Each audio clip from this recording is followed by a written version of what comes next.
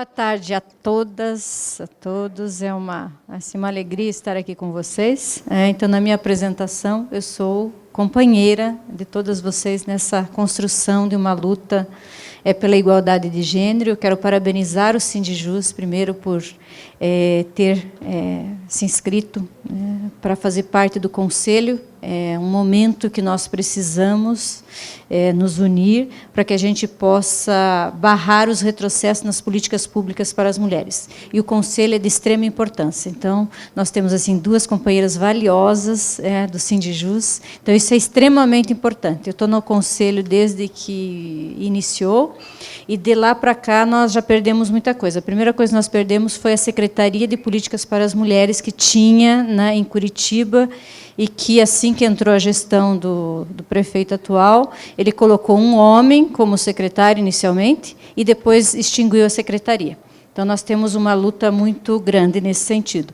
Eu vou falar sobre violência, mas, antes disso, reflexos e imagens da conferência que eu estava lá na discussão, na mesa, porque falar sobre violência é falar sobre muitas coisas, é muito difícil.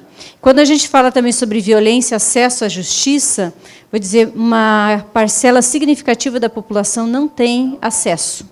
Então, nós vamos pensar nas violências anteriores até chegar a esse acesso, e a gente pode ter também as violências das próprias instituições, quando as mulheres conseguem chegar lá. Então, em termos de dados, nós vivemos um momento, em relação às políticas para as mulheres, de bastante retrocesso. Nós tínhamos a Secretaria Nacional de Políticas para as Mulheres, ela foi extinta. Existia no governo federal, até o governo Dilma, muitas mulheres participando de um escalão mais alto, e hoje nós temos uma redução significativa.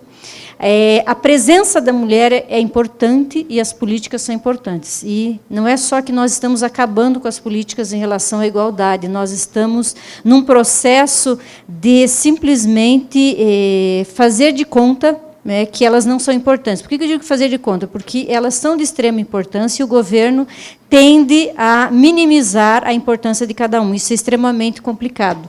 Então, a gente tem um dado, assim, por exemplo, nós temos redução de 61% da verba de atendimento da mulher em situação de violência. Então, quando a gente fala em acesso à justiça, e a música que me veio à mente quando eu estava pensando em preparar isso é aquela do Vinícius de Moraes, da casa que não tinha teto, não tinha nada. Isso, é uma casa muito engraçada, não tem teto, não tinha nada, e muitas vezes o serviço público é essa casa. Então, nós vamos discutir em vários parâmetros, por quê? No acesso à justiça, nós temos que ter uma rede de proteção à mulher de violência. Essa rede significa muita coisa e muito investimento. Eu preciso ter um espaço de acolhimento dessas mulheres, com pessoas altamente qualificadas, e altamente qualificadas em, principalmente, acolhimento e amorosidade. Então, pessoas que saibam escutar, que saibam a dor do outro. Nós precisamos, sim, uma estrutura onde você tenha juizados especiais para essa causa, e nós precisamos de Casa da Mulher Brasileira. Nós temos só aqui em Curitiba, nós deveríamos ter nas grandes cidades. O planejamento era uma em cada capital, ela se encerrou. Nós precisamos de oficialas de justiça que levem essa questão lá, que, no mínimo, possam avisar o agressor que ele está que tem um processo, porque a mulher está em perigo, e se não tiver esse profissional também, nós temos a nossa casa muito engraçada, porque não vai ter teto. Nós precisamos de pessoas que atendam lá no cartório, nós precisamos de eu diria assim, uma multidão de pessoas que tenham em mente que a violência contra a mulher tem que ser extinta, num processo onde 61% de verbas, na totalidade, está extinta.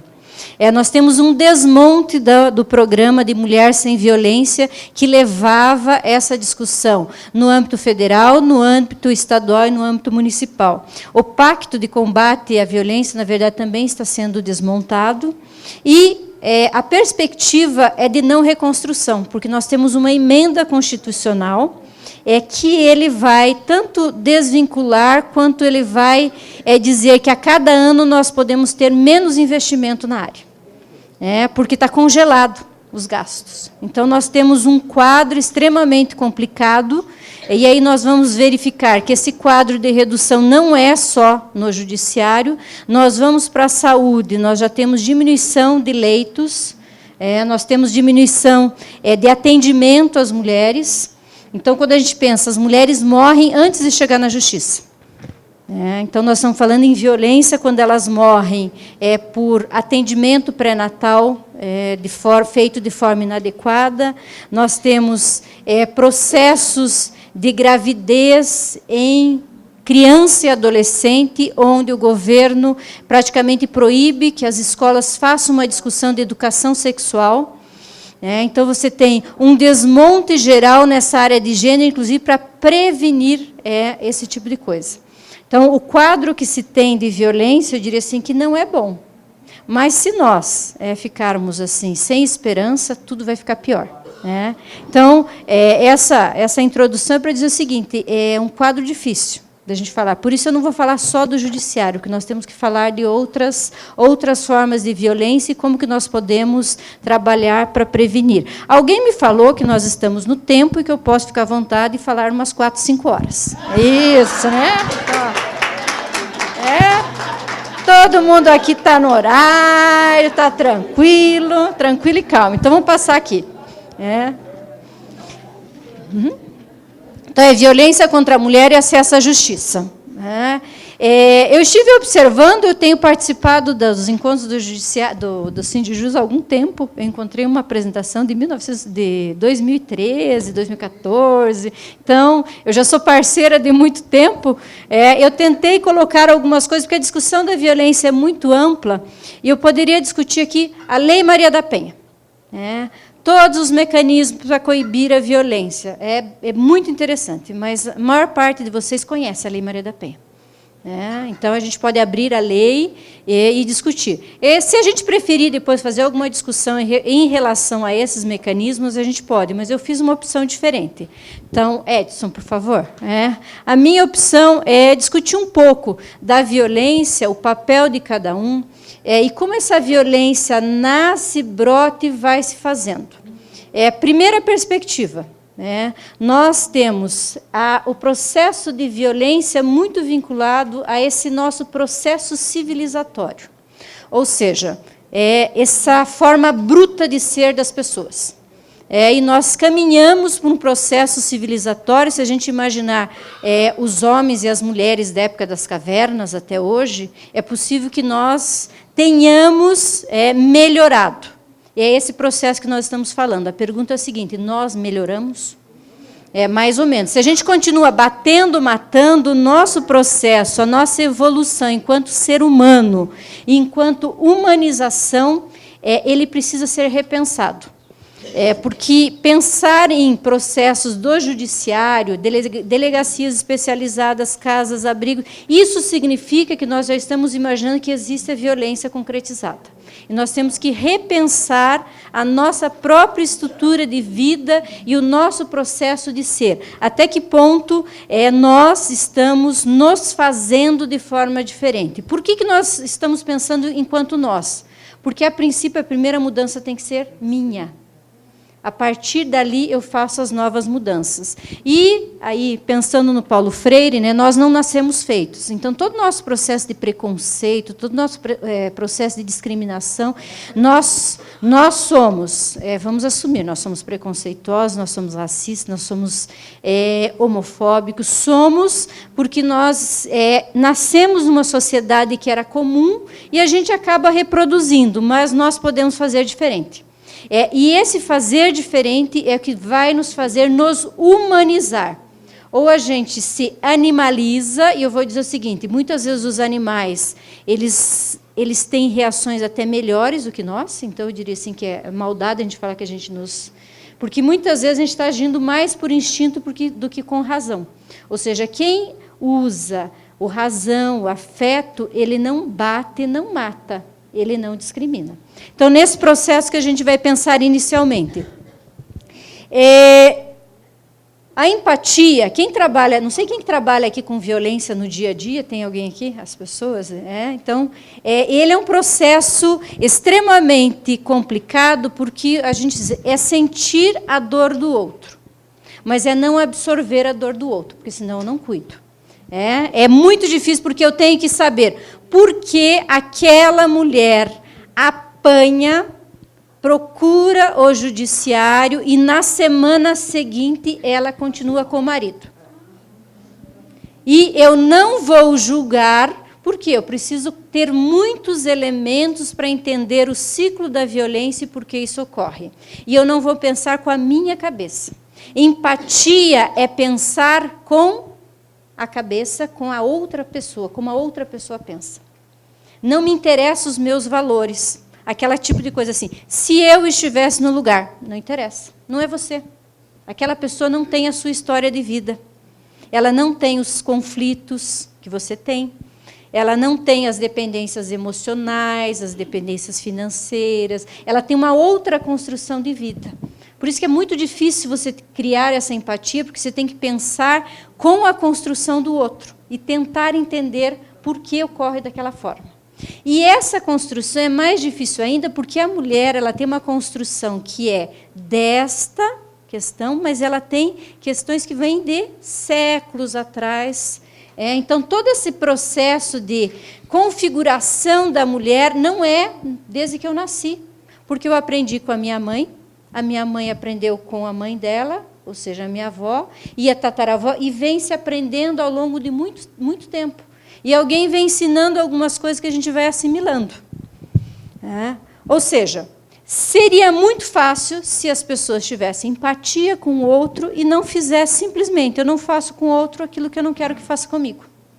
Ou seja, no momento de tensão, a gente vai ver ciclo da violência, no momento de tensão, se as pessoas conseguissem enxergar a outra pessoa como igual, e não fizesse aquela pessoa aquilo que ela não gostaria que fizesse assim, estava resolvido. E a gente vai embora, todo mundo, o mundo é feliz, acabou a violência, todo mundo sai abraçado. É isso que acontece? Não, porque envolve relações de poder. A outra pessoa, aquela que bate, normalmente não enxerga o outro como um igual. Ele enxerga diferente, tem hierarquias no pensar. Se alguém bate em alguém, é porque se considera hierarquicamente superior, seja na força, seja nas questões de ordem intelectual, moral, qualquer coisa. Então, isso daqui seria ideal. Nós não estamos no ideal, mas é uma boa referência. Eu olho para alguém e penso o que eu devo fazer em relação a essa questão. Porque a gente tem uma construção histórica que está dentro de nós, na nossa mente. Essa construção histórica, ela vem, quando a gente diz que não é de 1 ano, 2, 3, ela vem de muito tempo. A mulher, durante milênios, ela teve um processo de construção histórica onde ela foi excluída. Vamos pensar lá na Idade Média, o que era, o que se dizia em relação a legislação. Uma mulher está sob a guarda do pai durante a infância, sob a guarda do marido durante a juventude, sob a guarda de seus filhos em sua velhice. Ela não deve jamais conduzir-se pela sua verdade.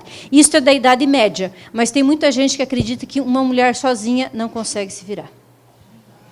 Isso. Uma mulher sozinha, ela não é nada, mas uma mulher sozinha é uma mulher. Daí a gente vai nas discussões, por exemplo, de Simone de Beauvoir, que discutia a mulher ser o outro. Ela não é uma única. Essa discussão que a gente tem em relação da necessidade, e tem uma discussão assim de achar a tampa da panela, vocês nunca ouviram isso? Nossa, isso, né? A metade da laranja, e daí você não encontra a metade da laranja, você é uma laranja docinha, mas você encontra a metade do limão.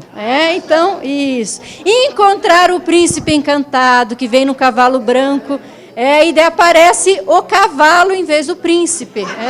Então, são discussões que a gente tem que pensar. Isso.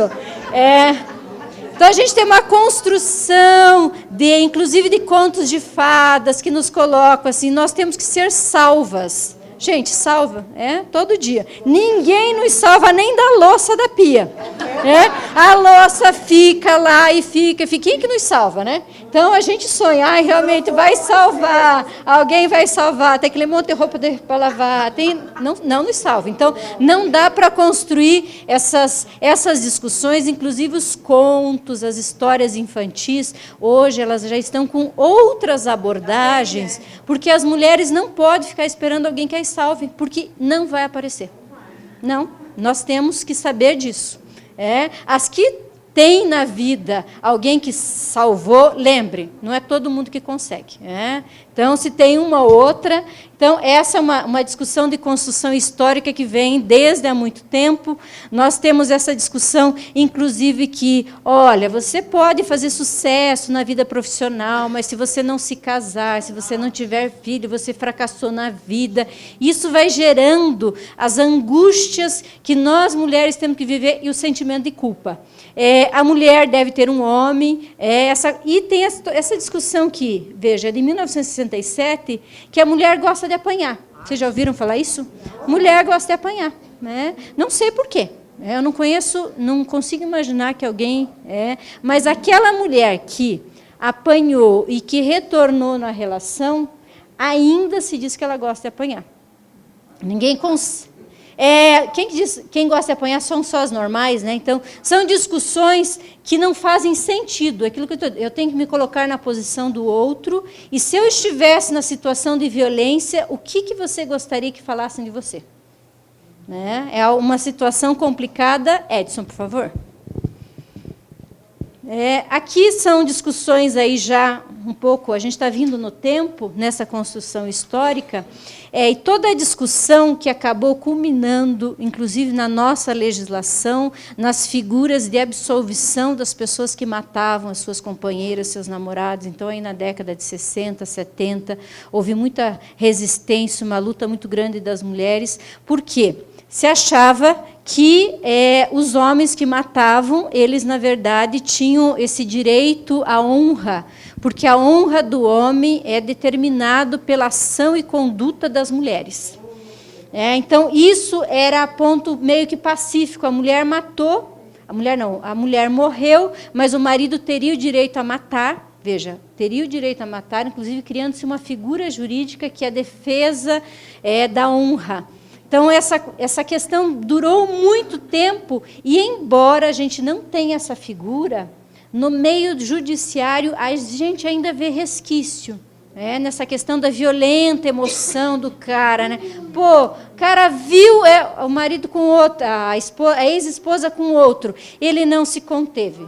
Pô, mas a ex-mulher pode ver, né? Com o outro, e daí ela se contém. Então, tem uma discussão, inclusive, que o homem ele não teria como controlar as suas emoções. Isso está na discussão da sexualidade masculina e nessa ação violenta. Né? Isso. Ele existe ainda, veja, na prática a legislação não contempla, mas você verifica, se tem um bom advogado que vai defender, você romantiza, porque ele amava tanto aquela mulher, tanto que ele não suportou, o amor dele era tão grande que ele não suportou e ele reagiu e matou a mulher. Veja, é uma coisa assim inacreditável, mas isso daqui tinha e continua acontecendo e continua muitas vezes absolvendo pessoas. Tem uma discussão em relação a que os homens também são, e essa discussão de gênero, a gente diz o seguinte, discussão de gênero, ele vai mostrar essa construção histórica de homens e mulheres. A gente não nega a discussão biológica, as mulheres têm corpo diferente. A gente está considerando, inclusive, as mulheres trans, porque se elas se identificam. A gente não está considerando essas questões, mas existe uma construção de que os homens são mais decididos, menos emotivos, mais ousados, têm mais coragem para enfrentar o perigo, têm mais liderança, são mais agressivos, competitivos, e nós, emotivas. Cabe-nos chorar. Veja, olhar a realidade e chorar. Isso. E bem que, diante dessa realidade, muitas vezes nos cabe chorar, né? Isso. Mas a gente não chora, né? Vai ter choro, mas vai ter luta. Então é isso mesmo. Ó. Mas que também nós seríamos mais organizadas, por isso que a gente tem que organizar a casa, né? A gente arruma o quarto do filho, a bagunça do marido, porque a gente é mais organizada. Aqui, ó. Aqui, ó. Então, nós somos organizados porque aprendemos a ser, né? Nós seríamos mais atenciosas, mais dedicadas. Quando é para a ocupação de um cargo, numa empresa, ou seja, no setor público, seja onde for, empresa pública, privada, essas características de ser mais organizado e mais dedicado no trabalho não vale. Quando é para ganhar 20 mil reais, ele só vale para dentro de casa. Então, são discussões para a gente repensar. Mas que nós somos organizadas, dedicadas, nós somos. Não vamos negar isso. Mas isso tem que ser ao nosso favor. Muitas vezes, por que eu estou discutindo isso? Porque nós temos violências no ambiente de trabalho a partir dessa perspectiva aqui. As pessoas nos acham mais organizadas e vão nos jogando mais trabalho. Não é assim, não vão nos dando mais cargos elevados. Não, ela é dedicada, atenciosa, então ela pode fazer isso, bota serviço para isso. Então, aí são umas discussões. E aqui está a nossa história. A nossa história é marcada por injustiças, negação de direitos, controle sobre os nossos corpos e mentes. A nossa invisibilidade. Quando nós consideramos o trabalho doméstico, familiar, eu diria assim que é um trabalho extremamente importante na sociedade. O trabalho de cuidado das crianças. Só que ele é um trabalho que não é valorizado. Ele é invisível. E a sociedade, eu diria, a humanidade não continua existindo se esse trabalho não for feito. Se todas as mulheres, a partir de agora, dissessem o seguinte, olha, não vou ter mais filhos. Ou seja, eu não quero mais trabalho do cuidado. Não vou mais cuidar das pessoas que ficam doentes na família. Não vou mais cuidar das pessoas que precisam. O que acontece? A humanidade se acaba. Então, primeiro, acho que nós temos que valorizar o trabalho que nós fazemos, porque muitas vezes ele fica invisível, ele fica desvalorizado e nós viramos escravos. Nós temos que discutir a divisão do trabalho doméstico. Porque houve, sim, uma revolução das mulheres que saíram de casa a partir de todas as lutas, mas os homens não vieram para dentro de casa. Sempre digo, não tem homem com faixa na rua dizendo o seguinte, eu quero ter o direito de trocar as fraldas do meu filho. E por que eu digo direito? Porque o cuidado, ele exige esse tempo com a criança, ele exige dar banho a uma pessoa assim que está nascendo e ter prazer com isso. Isso é ter cuidado. E o ser humano precisa desses momentos. E quando a gente fala que os homens têm que entrar nesses espaços, eles precisam se humanizar a partir desse trabalho doméstico também. É um processo de humanização. O que é fazer uma comida? Fazer uma comida é colocar amor e fazer a defesa da vida, porque sem comida a gente não sobrevive. Agora, o que acontece? As mulheres cozinham porque têm que cozinhar, os homens, quando cozinham, são chefes. Eles postam no Facebook, fazem propaganda. Gente, é coisa mais linda, né? Cozinha uma vez a cada ano. Ou quando tem churrasco com os amigos. Então, às vezes, eles têm uma boa propaganda, né? A gente não tem muito. A gente tem toda essa discussão de definição, inclusive, atualmente, de quem é mulher. Eles vão dizer o seguinte, mas quem é mulher? Nós temos várias identidades. Nós temos uma identidade de gênero, nós temos uma identidade em relação à identidade sexual, nós temos que entrar num novo tempo. A discussão, eu não aceito que fulano namore com uma menina, namore com uma menina. Azar o seu. Se não aceite, não faça o casamento, você, né? Mas a identidade de gênero é alguma coisa que a gente não muda. Ou seja, você que é heterossexual, você tem o seu marido, você trocaria o seu marido por uma esposa? Não, a mesma coisa da outra. Ocorre que a população LGBT, ela teve a negação dos seus direitos. E hoje ela está num momento que ela pode ter um direito que são direitos básicos de casar, de adotar um filho, São direitos que todo mundo tem, direito à saúde. Se a gente não aceita, a pessoa não pode ser dependente.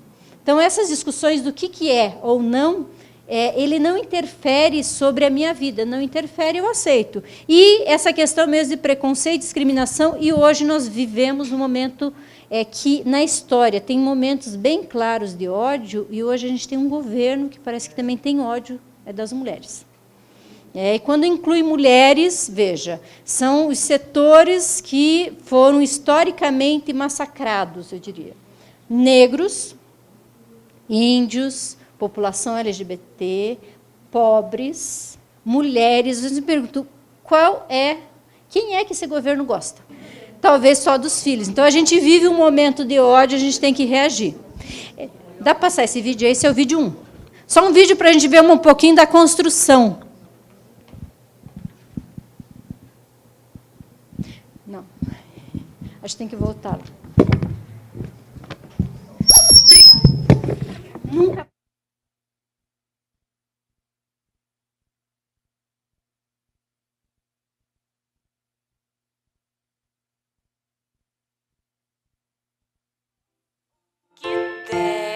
Maquillar rosa, muñecas,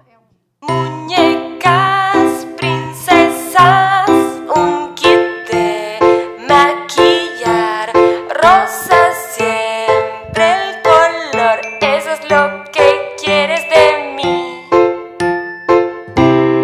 Y sentí inseguridad por todos los regalos, no los necesito, los tengo arrojados.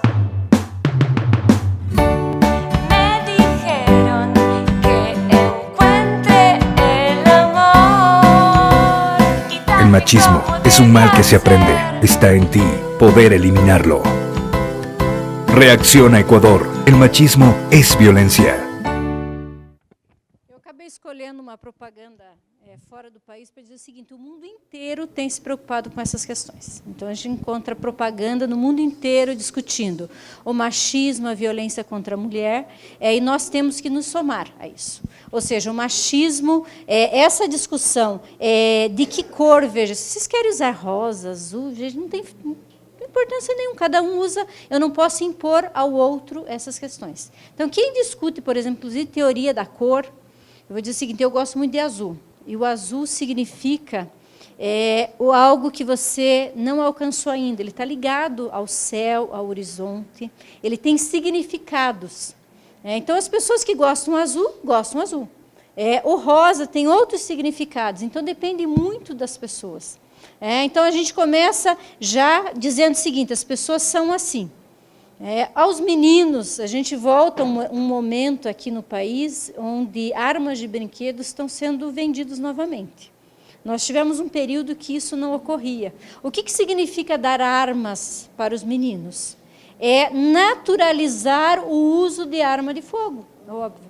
Então, a gente retoma nessa questão. Então, as ações que nós fazemos com as crianças vai repercutir sobre a vida lá na frente. Portanto, quando eu digo nós temos que repensar, porque nós temos nossos filhos, nossos netos, e como que nós educamos essas crianças. Aqui tem o depoimento que eu peguei de um site, que a gente vai discutir aqui. Toda essa construção onde você cria princesas, as mulheres acabam se entrando em grandes ciladas. E elas vão tocando a vida. Aqui tem um depoimento que talvez a gente possa entender um pouco. O ex-marido... Não, acho que passou várias... Não, várias. Isso está indo para frente? Para trás, né?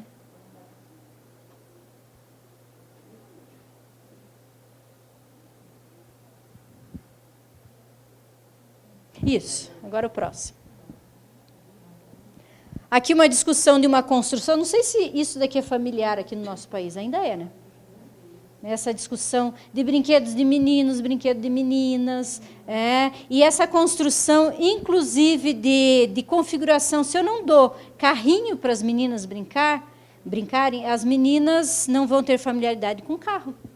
Se eu não dou bonecas, casinhas, os meninos não vão ser pais. Que a infância é um momento de exercitar. brincar com uma boneca não significa que ele vai ser gay. Porque gay é outra coisa, está ligado a outras identidades, mas ele está exercitando a questão da paternidade. Então, a gente tem que começar a mudar a mentalidade, e os meninos e as meninas, se não interferir, mesmo assim que seja numa concepção mais tradicional, eles brincam sozinhos de casinha. Eles brincam, naturalmente. Agora, é a interferência da família que vai dizer, se você está brincando de casinha, Deus que me livre, porque meu filho vai ser não sei o quê. Então, nós criamos coisas que a infância não tem. A gente tem que repensar. Existe uma discussão da ausência de gênero em todos os espaços. Então, o Sindjus, ele é uma exceção, assim como alguns espaços onde discute gênero, onde a gente pode discutir essas questões, porque existe um preconceito muito grande em relação à organização das mulheres. Quem nunca ouviu falar mal de uma feminista? A imagem das feministas, ela é muito ruim, né? Vamos ver algumas coisas que tem na mídia social? Sou feminina. Sou feminina, não sou feminista, mas também não sou machista. Porque as pessoas querem incutir a ideia de que ser feminista é o contrário, ele é o contrário, ou seja, as mulheres querem ser autoritárias como os homens, querem massacrar os homens. E ser feminista não é isso. Ser feminista é lutar pelo direito das mulheres. Se no meio existe alguma mulher autoritária, não é fruto do feminismo, não. É fruto porque as mulheres e os homens são como são. Tem pessoas que têm voz mais suave, tem pessoas que têm voz mais forte. Só que, para as mulheres, isso nem sempre é bem-vindo. Então, daí eles acabam... Não, ela é feminista, porque ela fala alto com o marido dela. Mas o feminismo, ele não é essa coisa que eu odeio os homens. Inclusive, as feministas se casam, têm filhos meninos, têm filhas mulheres. E aqui está cheio de feminista. Feminista é toda aquela mulher ou homem que acredita na igualdade entre homens e mulheres. Ou seja, eles são iguais, nem mais nem menos. Isso é ser feminista. Olha aqui, eu não sou feminista. As mulheres não são um meio para as extremidades de um movimento político. Então, estão sempre associadas também a que as mulheres então estão ali para subir no poder. Então, essa discussão é bem complicada e a gente tem uma pior ainda. Diga não às drogas, diga não ao feminismo. Então, o que significa, concretamente, o que significa uma mulher ser contra o feminismo? Ela assumir que a luta histórica das mulheres, que possibilitou que ela se divorciasse, que ela tivesse direito a terra, porque muitas vezes até a Constituição de 88 a mulher não tinha direito, tivesse direito a ir à escola, porque as mulheres não iam, tivesse direito ao trabalho, tivesse direito sobre o seu corpo, porque em muitos países onde o feminismo não avançou, as mulheres são estupradas na rua. E adivinha quem é a culpa? Da mulher, das mulheres. Mesmo em lugar onde as mulheres podem usar burca, o fato delas, com o olhar, elas seduzem o homem. O olhar, só ali, só na burca, e elas podem ser apedrejadas porque elas são as culpadas pela ação do homem. Então, negar a luta das mulheres e dizer o seguinte, as mulheres não poderiam estudar, não poderiam se casar, não poderiam escolher com quem casa. Imagine o que é isso, que seria isso. O pai escolheria com quem vocês iriam se casar. Então, essa discussão histórica do voto da mulher ser votada, ele é extremamente importante. Nós, mulheres, embora nós possamos não concordar com o que a Nancy fala, veja, nós podemos criticar à vontade. A Nancy é feminista, podem criticar. O que eu não posso é criticar a luta das mulheres que nos possibilitou ser gente. Porque feminismo é transformar a metade da população, que são as mulheres, em gente. Ter direito a viver. Porque quando a gente fala na Declaração Universal dos Direitos do Homem e do Cidadão, a primeira, as mulheres não estavam incluídas. Quando a gente fala todas as mulheres têm direito à vida, Todos os homens têm direito à vida, é pela luta das mulheres que nós conseguimos esse direito de viver e não ser mortas. Inclusive, a gente está verificando aqui, na década de 70, os maridos poderiam matar, sim. E aí eles eram absolvidos. Então, para frente, porque, de alguma maneira, acho que vocês já ouviram falar do mito da caverna, né? O mito da caverna de Platão, que nos diz que nós acabamos vivendo num lugar. E o mito significa isso, uma caverna, as pessoas estão presas e voltadas para o fundo da caverna e só enxergam sombras. Então, essa leitura da realidade vai nos exigir fazer o que nós estamos fazendo aqui. Refletir sobre a minha vida, sobre o que eu penso, sobre o que eu aprendi, sobre o que as pessoas falam, o que é verdade, o que não é. Porque senão eu vou acreditar realmente que eu sou culpada porque o meu marido está triste. Se ele pode estar triste, pode ter muitos motivos. Eu sou culpada porque o marido me deu a porrada. Isso é comum. As mulheres, às vezes, se sentem culpadas. Não, mas eu fiz isso, então ele estava nervoso, ele bebeu, ele teve problema no trabalho. Então, eu tenho que repensar sobre isso, porque a gente acaba vendo sombras, a gente acaba não percebendo a realidade. É difícil enxergar a realidade? Muito difícil. A gente tem que refletir todos os dias o que está acontecendo e por que acontece e não transferir. Como nós somos educadas para ser atenciosas, e eu acho que isso é um mérito, o cuidado que nós temos, eu acho que todo ser humano tem que desenvolver, nós também temos essa capacidade de assimilar o problema do outro. Ele está nervoso, o problema é meu. Ele fez tal coisa, o problema é meu. Então, nós temos que fazer uma separação, para que a gente possa sair dessa sombra e olhar a realidade. Ou seja, uma mulher que vive com alguém que é violento e não enxerga isso, ela está vivendo nessas sombras. Ela não enxerga o que está se passando. E muitas vezes ela não consegue sair da situação se não tiver ajuda. Muitas vezes. Por que a lei da Maria da Penha fala num apoio e fala também num atendimento que ele tem que ser multi? Não adianta só o atendimento da delegacia. Eu preciso ter, muitas vezes, psicólogo, preciso ter assistente social. Eu preciso ter muito atendimento para que a mulher possa sair dessa relação. Eu preciso ter emprego e renda, porque eu tenho que tirar da dependência. Talvez com uma ajuda psicológica, tire da dependência emocional, mas se ela não tiver dinheiro, nem onde morar, eu não consigo retirar. Então, essas sombras, elas nos invadem todos os dias. Me invade, e olhar essa realidade é muito complicado. Inclusive porque as mídias sociais, dependendo da bolha que vocês estão, e vocês têm que configurar essa bolha, hein? Vocês definem quem é essa bolha. Se vocês querem uma bolha violenta, machista, vocês ficam nessa bolha. Se vocês têm amigos que fazem piada machista, eu sugiro que vocês saiam da bolha. Mesmo que vocês fiquem quietos, né? Porque você todo dia receber essa carga negativa de piada machista, de gente violenta, ela vai te configurando. Não tem como não configurar. Ela vai fazendo parte do teu ser. E eu tenho que escolher, sim, a minha bolha. Eu não preciso receber mensagem de quem odeia a mulher e conta piada de mulher. Porque não tem cabimento. A não ser que seja um grupo profissional, que daí sim, eu acho que eu tenho que conversar para que as pessoas, nesse espaço, nos respeitem. Mas alguns espaços a gente tem que sair. Ou seja, não demorem muito no espaço onde vocês não são amadas. Ou seja, se alguém ri da tua cara, ri e faz piadinha, sai desse espaço. Porque você não é amada nesse espaço. Não é porque as pessoas dizem, mas é só brincadeira, a mulherada hoje não tem senso de humor. Não tem mesmo, não tem. Não tenho e nem quero ter. Isso, são pavio curto. Estão rindo da minha cara e querem que eu tenha senso de humor? Gente, não dá.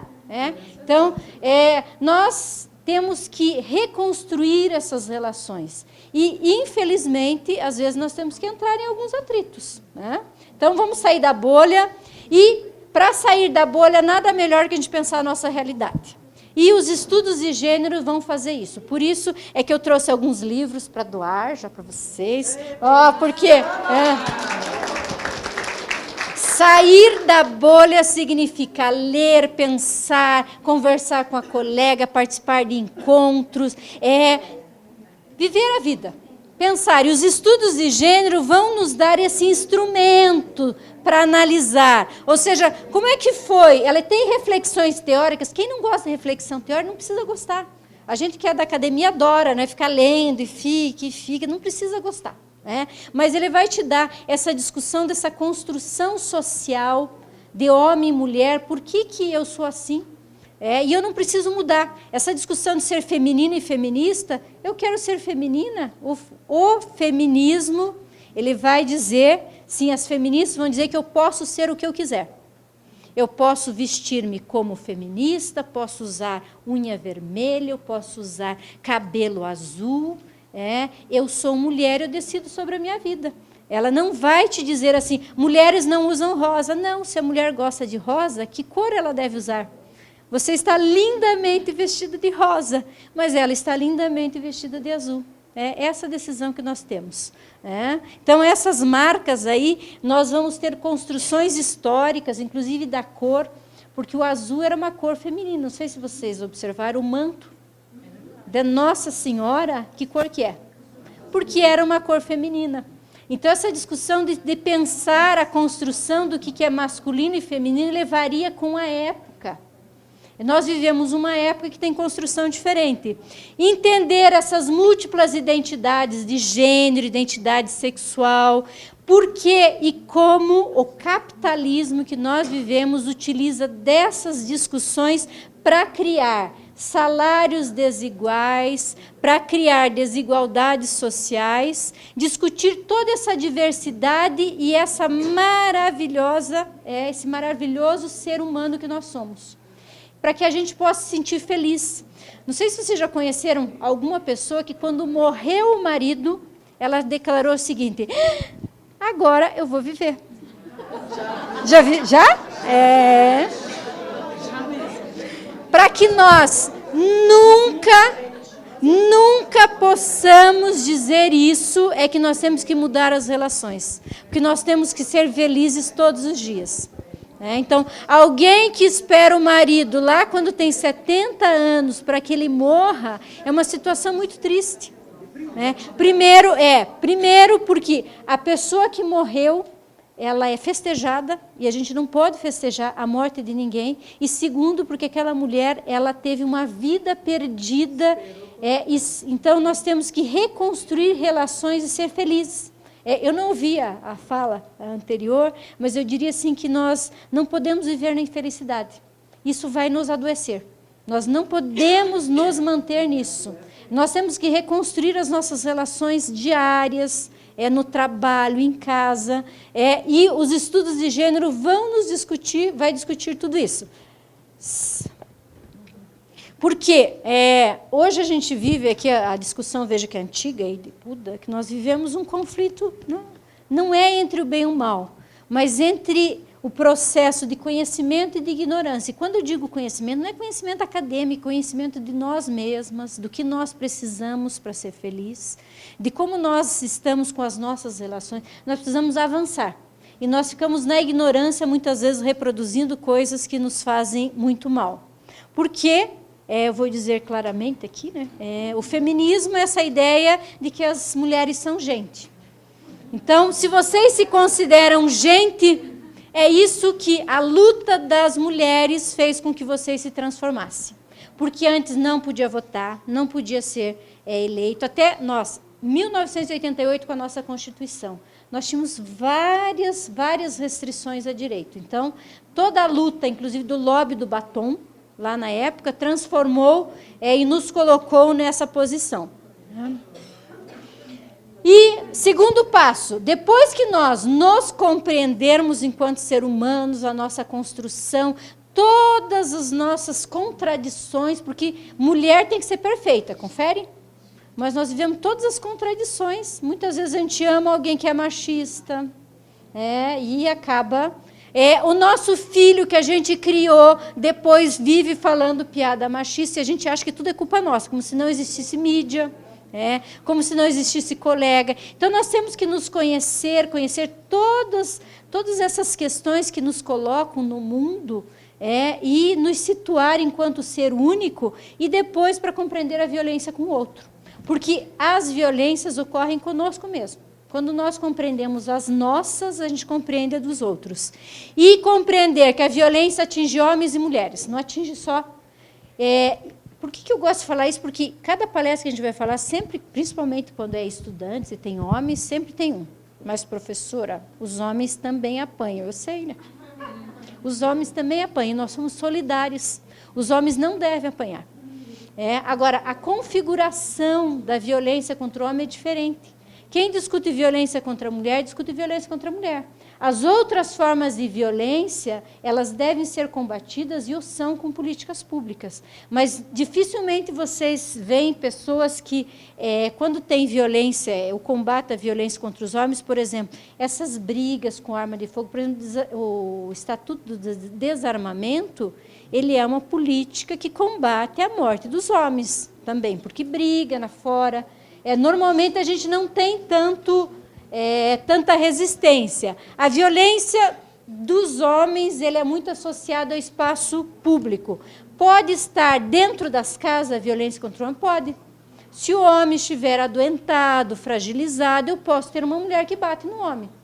E eu tenho que ser solidário a esse homem, porque eu não posso nunca aceitar violência. Mas, quando a gente discute a violência contra a mulher, a gente está discutindo essas particularidades que envolvem afeto, que envolve relação, que envolve o corpo. Quem é estuprada no nosso país são as mulheres, geralmente. Existe em relação aos homens, existe violência sexual contra os homens, mas um número significativo ocorre com as mulheres. E a gente está discutindo especificamente essa violência sem desconsiderar as demais, que elas têm que ser combatidas.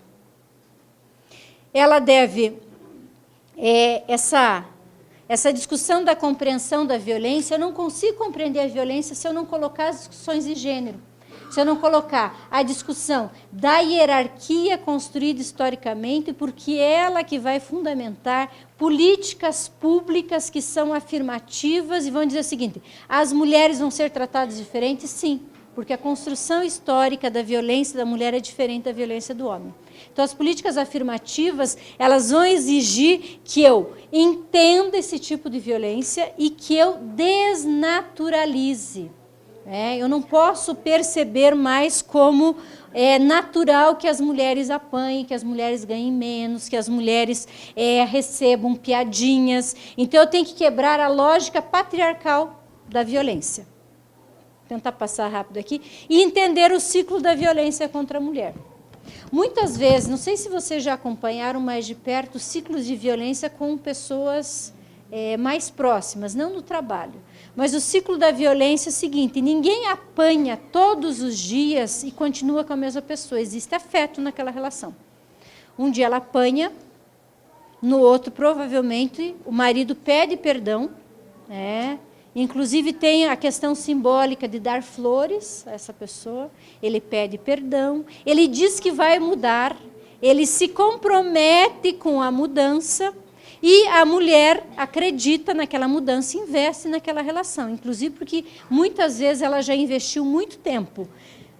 Novamente tem explosões de violência, vem novamente a fase de pedir perdão, de presentes, da lua de mel, até que chega um momento que a pessoa pode estar morta.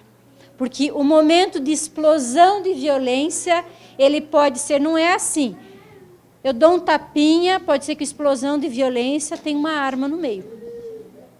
Então, muito se discute a questão da arma de fogo, porque as mulheres vão morrer mais. Porque essa explosão e ter uma arma em casa possibilita que essa explosão que o homem acha-se no direito de explodir, se ele tiver uma arma na mão, ele pode achar-se no direito não só de bater, mas também de matar. Então, o ciclo de violência ele tem que ser entendido nessa questão e, muitas vezes, a mulher que procura o judiciário, uma delegacia, e que na semana seguinte está com o marido, está nesse ciclo aqui. Ele sofreu, sim, a mulher sofreu aquele período de explosão. O marido buscou reconciliar, ela está dando uma nova chance para o marido e retornou. A mulher vai apanhar de novo? existe chance, existe chance. Mas muitas vezes ela está passando por essa fase ali de lua de mel, de comportamento, tem que entender. E o serviço, ou seja, o serviço de proteção tem que estar disponível. Tem que estar disponível. Se a mulher fez essa questão, existe uma ameaça, as medidas protetivas têm que estar, independente se ela... Tem uma discussão até a seguinte, tem uma medida protetiva, ele não pode chegar, mas teve o aniversário do filho e a mulher convidou. Então, a medida protetiva não vale. Furada, é óbvio, né? Porque no aniversário do filho é meio que comum o pai estar. Então, não é uma quebra. O judiciário tem que entender algumas relações familiares que muitas vezes ocorrem e que eu não posso quebrar essa medida protetiva simplesmente porque houve uma aproximação, muitas vezes por uma questão familiar. Muitas vezes o filho ficou doente e queria ver o pai. Então, tem uma discussão de ciclo de violência que eu tenho que entender para que eu não tenha as mulheres desprotegidas. Aqui, rapidamente.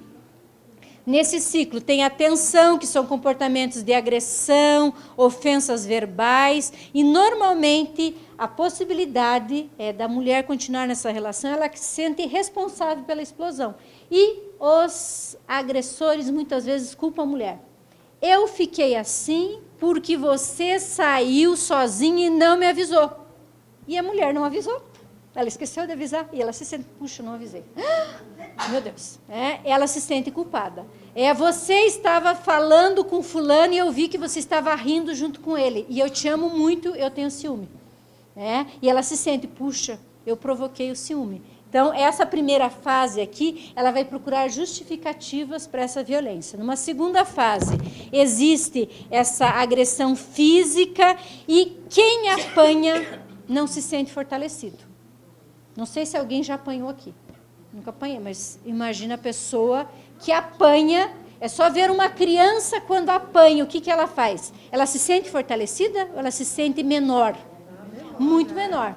A mulher que apanha vai ter esse sentimento também. Ela vai se sentir fragilizada, em choque, inclusive querendo entender, puxa, eu fiz tudo, eu amo tanto, eu me dediquei tanto para esse casamento e ela acaba fragilizada. Terceira, o sujeito, o malandro, safado, sem vergonha, cara de pau, vai pedir desculpa. E ela, veja, já vem culpada, fragilizada, ela vai muitas vezes aceitar essas desculpas. Porque, de fato, nessa formação feminina, muitas vezes a gente quer acreditar que ele mude. Então, é a lua de mel. Tem o vídeo 2, se conseguir aqui. Aqui só para a gente, é um vídeo que, na época da Maria da Penha, que a gente estava discutindo, ele foi passado muito, talvez você já conheça.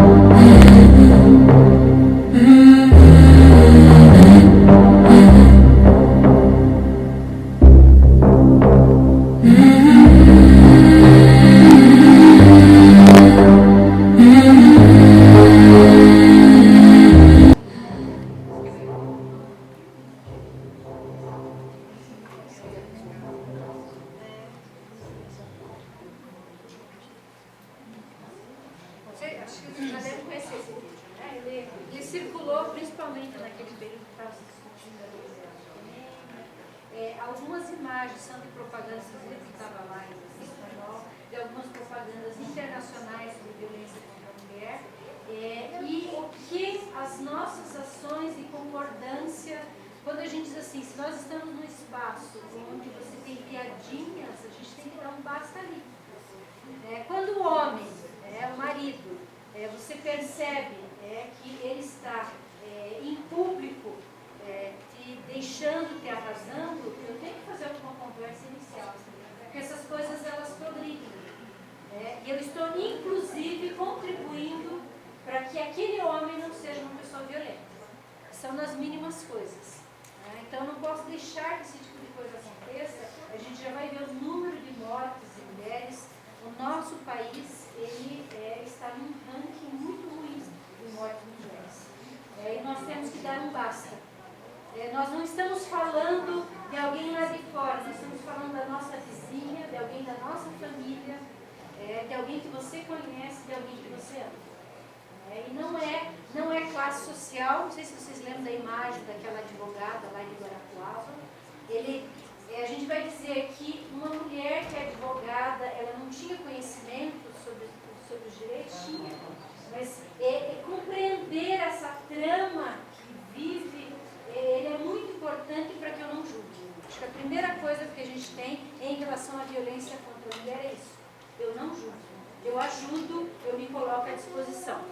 Aqui tem um outro depoimento de uma mulher que eu queria que desse certo. Eu ceguei para tudo. Aí começou aquelas fases que as roupas não são adequadas. A roupa é muito curta, a roupa é muito decotada. A tendência de alguns homens ao conquistar o poder, eles começam dessa forma. Eles amam tanto e não querem que o outro olhe, então eles vão começar a interferir na roupa, no batom que não é adequado. Por que você está usando essa maquiagem? Por que essa cor? Então, são alguns sinais que vão dando de poder, que eu quero controlar o que essa pessoa está fazendo, né? Ele dizia assim, eu estou ensinando a ser uma mulher de verdade. Ou seja, e a mulher, ela acredita que ela possa melhorar. Veja, por que eu vou andar com uma roupa decotada, né? Inclusive dizendo, o sujeito lá está dizendo, essa roupa aqui não é adequada. As pessoas querem ser inadequadas? E na verdade isso significa o quê? Interferir sobre a vida da outra pessoa. Porque os homens andam de shorts.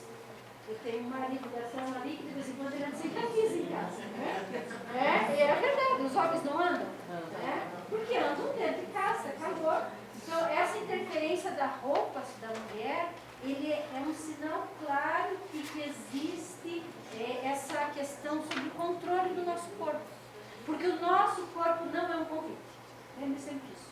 Nosso corpo nunca foi e nunca será um convite. O nosso corpo é o nosso corpo. E nós nos vestimos como nós queremos. Agora, aqui, por exemplo, a gente está vendo uma região que no ônibus, as pessoas que estão com shorts mais curtos, a gente vê toda essa questão de assédio sexual, muitos homens interpretam que é um convite. Então nós temos que mudar isso. Vem por aí. O ex-marido monitorava as mensagens, os amigos, excluiu, ela perdeu contato com todo mundo. Ela não tinha mais contato com ninguém. Chegou um certo ponto que ela perdeu o contato, inclusive com a família. Após o controle, você tem que isolar essa pessoa. Você tem que isolar. Por quê? Porque ela vai contar para a amiga o que ela está sofrendo. Ela vai contar para o amigo. Então, isolar essa pessoa faz parte desse ciclo também. Ela vai ficar isolada, vivendo as suas próprias culpas, e a relação, ela fica a dois. A pessoa tem vergonha. Vendi meu carro, veja, uma outra fase a mulher vai criar uma dependência econômica. Cria dependência emocional, uma dependência econômica. Peguei o dinheiro e dei para ele. Limpei o nome e ele comprou uma empresa. O que aconteceu? Ela foi trabalhar na empresa dele. Ao trabalhar na empresa dele, ela começou, ela mesma, o depoimento dela, começa a desaparecer. Há problema de homens e mulheres trabalharem na mesma empresa? Não. Mas ela vai desaparecendo por quê? Porque ela prestava serviço e ela não recebia nada por isso. as mulheres têm que ser espertas, né? Estou trabalhando, eu preciso ter margem dos lucros, né? Vai lá num cursinho para ver como é que faz, discute, Aqui ela ficava todo o tempo trabalhando e não via nenhum centavo. E todo o dinheiro se concentrava na mão dele. É outro elemento, né? Tinha algumas coisas que ele gostava, que está discutindo. Uma outra forma que muitas vezes a gente ainda aceita é a questão da violência sexual, as formas de controle. Tinha coisas que ele gostava que eu não concordava, mas ela acabava cedendo e ainda era obrigada a dizer que tinha gostado. Então, o que acontece? Esse conjunto é o conjunto de domínio, veja, depoimento de uma mulher que está lá numa reportagem e que ela vai se definir de fato como uma sobrevivente. Porque depois de apanhar ela saiu da relação. Mas ela precisou passar por tudo isso se anular.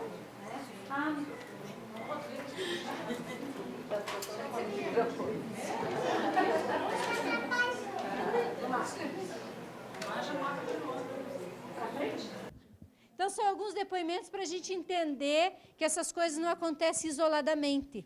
Por isso, largue, a tendência é a seguinte, largue do sujeito. Lembrem-se, no ponto do largar, a violência muitas vezes acontece nesse momento. Eu tenho que ter abrigo, eu tenho que ter suporte para essa mulher. Nós temos a naturalização da violência, a gente já está na fase final, não vai dar as 4 horas. Outro processo. A gente tinha um processo de construção histórica da violência, um processo de estar numa certa bolha, a gente tem um processo de naturalização geral. Aqui eu selecionei algumas coisas bem atuais, ou pelo menos mais ou menos atuais, que naturalizam a violência. Esse passou agora, semana passada, o nosso líder do governo. Isso já passou. Nós somos bolsonaros, somos que nem mulher traída, apanha, mas mesmo assim volta ao aconchego. Ele presta um enorme desserviço a toda a luta contra a violência contra a mulher. E uma figura pública não pode fazer isso, eles são referências. Isso dá margem para os homens imaginar que isso acontece nas relações. Veja, é muito poder, é alguém com muito poder dizendo o seguinte, a mulher volta, mas ela apanha, mas volta ao aconchego. Então, aliança, é um detalhe. Algumas formas aí de naturalizar, a gente tem várias, eu estou colocando algumas coisas que a gente tem um quadro político, e aqui são falas do nosso presidente. Eu jamais ia estuprar você porque você não merece. Ou seja, aqui está embutido que algumas pessoas merecem ser. E ele dizia claramente porque a Maria do Rosário lá ele achava feia, inclusive uma mulher muito linda. Como se as mulheres bonitas merecessem esse tipo de coisa. Por isso o cara paga menos para a mulher, porque ela engravida. Toda essa discussão da beleza, de ter filho, da gravidez, ele transforma em forma de opressão. Foram 4 homens, a quinta eu dei uma fraquejada e veio uma mulher. Isso não pode continuar existindo. Tudo é coitadismo. Coitado do negro, coitado da mulher, coitado do gay, coitado do nordestino, coitado do piauiense. Eu tirei são frases polêmicas, mas ele tinha de todos os... Isso, vamos acabar com isso. Ou seja, política para esse setor nenhuma. Como eu estava solteiro na época, esse dinheiro do auxílio moradia usava para comer gente. Então, para a gente entender o que nós temos e por que as políticas de gênero estão sendo destruídas. Esse daqui é um ministro anterior, na época da Copa, que tinha a discussão do assédio na Copa e que o ministro dizia, em relação ao assédio, assediar não tem problema, porque ele dizia o seguinte, não morreu ninguém. Vocês já viram aquela voz antiga, estupra, mas não mata? Essa estupra, mas não mata era de quem? Maluf. Veja, são versões atuais. As mulheres são assediadas, mas ninguém morreu. Por que estão criando esse alarde todo? Próxima. Aqui está essa questão da relativização da violência. Eu vou colocar o mas porque é da forma como nós relativizamos. Começa uma notícia, seja lá como for. Aqui ela é bastante exagerada, né? 33 homens estupraram menina de 16 anos. E alguém vai dizer, mas... Aquela questão, aonde ela estava, que roupa ela vestia, o que estava fazendo, mas a gente não sabe a história toda, tem que ouvir a parte dele. Violência é violência. Então, quando nós nos damos o direito de defender esses safados, sem vergonhas e violentos, nós reproduzimos a violência. Ou seja, violência não se justifica, ou seja, não existe mais. Aqui são as frases, né, de momentos onde os nossos brasileiros que tinham dinheiro para ir para a Copa, todos de verde e amarelo, fizeram uma pessoa que não falava a nossa língua reproduzir termos, como que a gente chama esses termos? Termos de baixo calão e rindo da mulher. Então, isso é forma de relativizar. Essa questão de assédio no ambiente de trabalho, que também a gente relativiza. Não, mas ele não queria fazer isso, né? Então, são convites impertinentes que muitas vezes acontecem. Assédio moral, e normalmente tem muito assédio moral de homens para as mulheres no ambiente de trabalho. E nós aceitamos por quê? Ou nós consideramos que é uma brincadeira, eu só estava brincando, é mimimi, é coisa de mulher, mulher não tem senso de humor, não é assédio, veja, é um jogo de sedução. Mulher sabe o que é jogo de sedução, né? Não vem com essa. Se ela diz que é assédio, porque jogo de sedução tem troca. As pessoas, veja, jogo de sedução tem troca. Se ela está dizendo que é assédio, não tem troca. E o homem tem que saber quando não tem troca. Ele não é retardado. Ele sabe que ele está assediando também. As mulheres se sentem valorizadas porque são cantadas. Nós não precisamos. Com aquela roupa, o que ela queria? Ela não tinha comportamento adequado, ela pediu. Homem é mesmo assim. Olha, minha filha, você tem que compreender, os homens são assim, são nada. Ele não tinha intenção, ele fez aquilo porque bebeu demais. Resumidamente, o ciclo da violência começa quando nós culpamos as mulheres pela violência dos homens.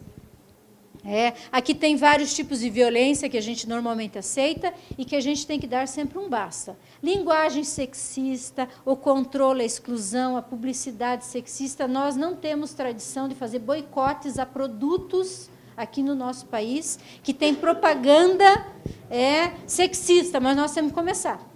Empresas que destroem o meio ambiente, não compram mais. Lá em casa, vou dizer o seguinte, está difícil em mercado, porque a gente vetou quase todos. O Condor não dá para ir por causa disso, o Mufato não dá para ir por causa... Então, infelizmente, a gente cria alguns problemas, às vezes a gente tem que abrir uma exceção, porque você está na pressa, entra naquele... Mas a gente tem que ter esse hábito de boicotar.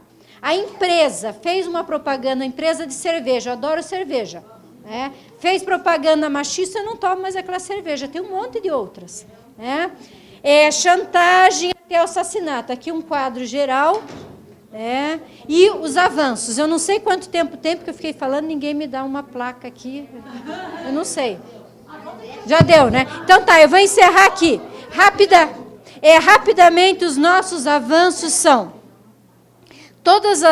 Todas as campanhas que nós tivemos em relação ao entendimento de quem ama não mata, a discussão das delegacias, a nossa Constituição, sistema de cotas para as mulheres, a Lei Maria da Penha, a lei do feminicídio, atualmente a lei da importunação sexual, vou passar bem rápido. Toda a discussão de avanços na área legislativa, direito a voto, ser votado, o número de acréscimo de vereadoras, de prefeitas, de deputadas...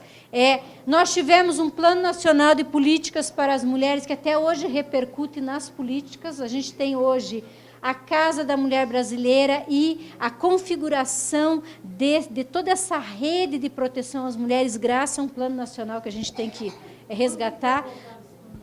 Esse último acho que foi a última versão do governo Dilma, né?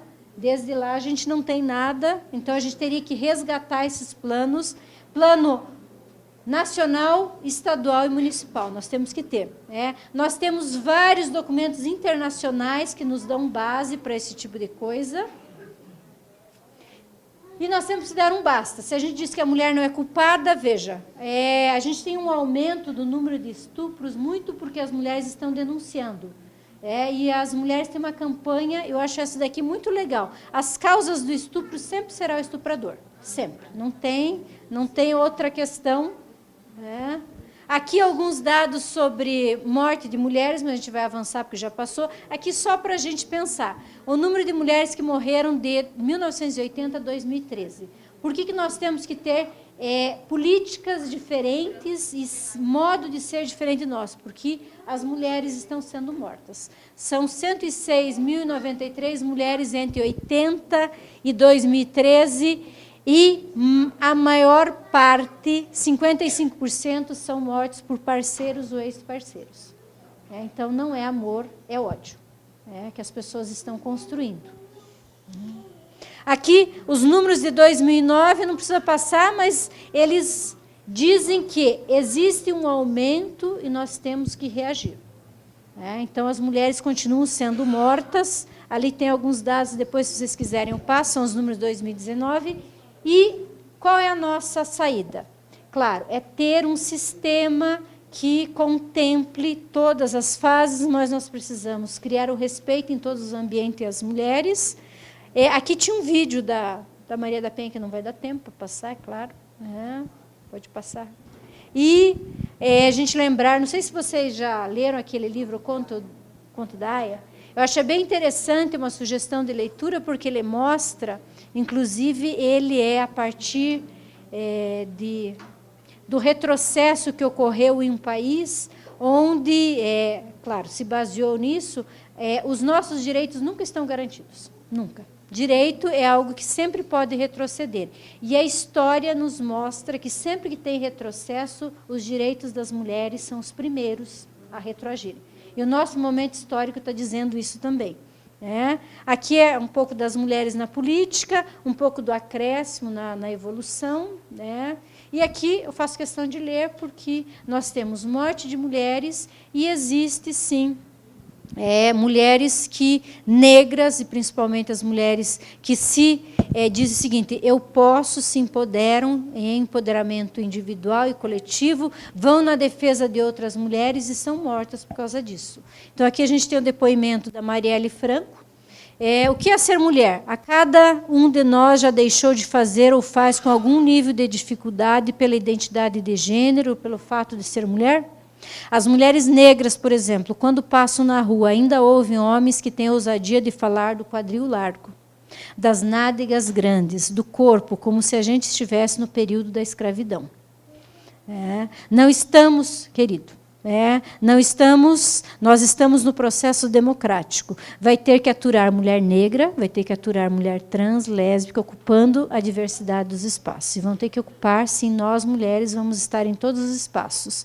Esse é o depoimento da Marielle.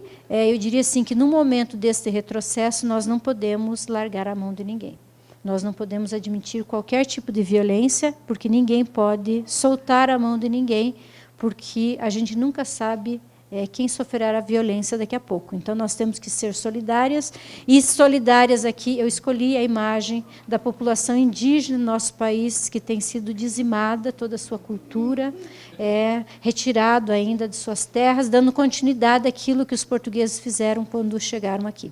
A tomada de suas terras, o tempo passou, mas nós continuamos destruindo toda uma cultura, e dizer que a Marielle aqui, ela representa todas as opressões que nós temos em relação, ela morreu, e nós precisamos dizer que ela está presente para que não continue esse tipo de violência, porque em uma época bastante remota, lá, veja, a Simone de Beauvoir escreveu as suas questões lá em 1949, nós temos que dizer o seguinte, que nada deve nos definir, nada deve nos sujeitar, e que a nossa liberdade seja a nossa própria substância, porque é urgente que sempre que mexe com uma, mexeu com todas.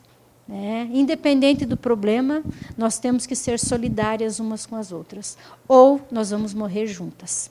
E nós queremos viver juntas e ser felizes juntas. Portanto, mexeu com uma, mexeu com todas. É isso que eu gostaria de deixar como mensagem para vocês nesse dia. Juntas podemos mais, juntas nós vamos vencer todo esse tipo de violência.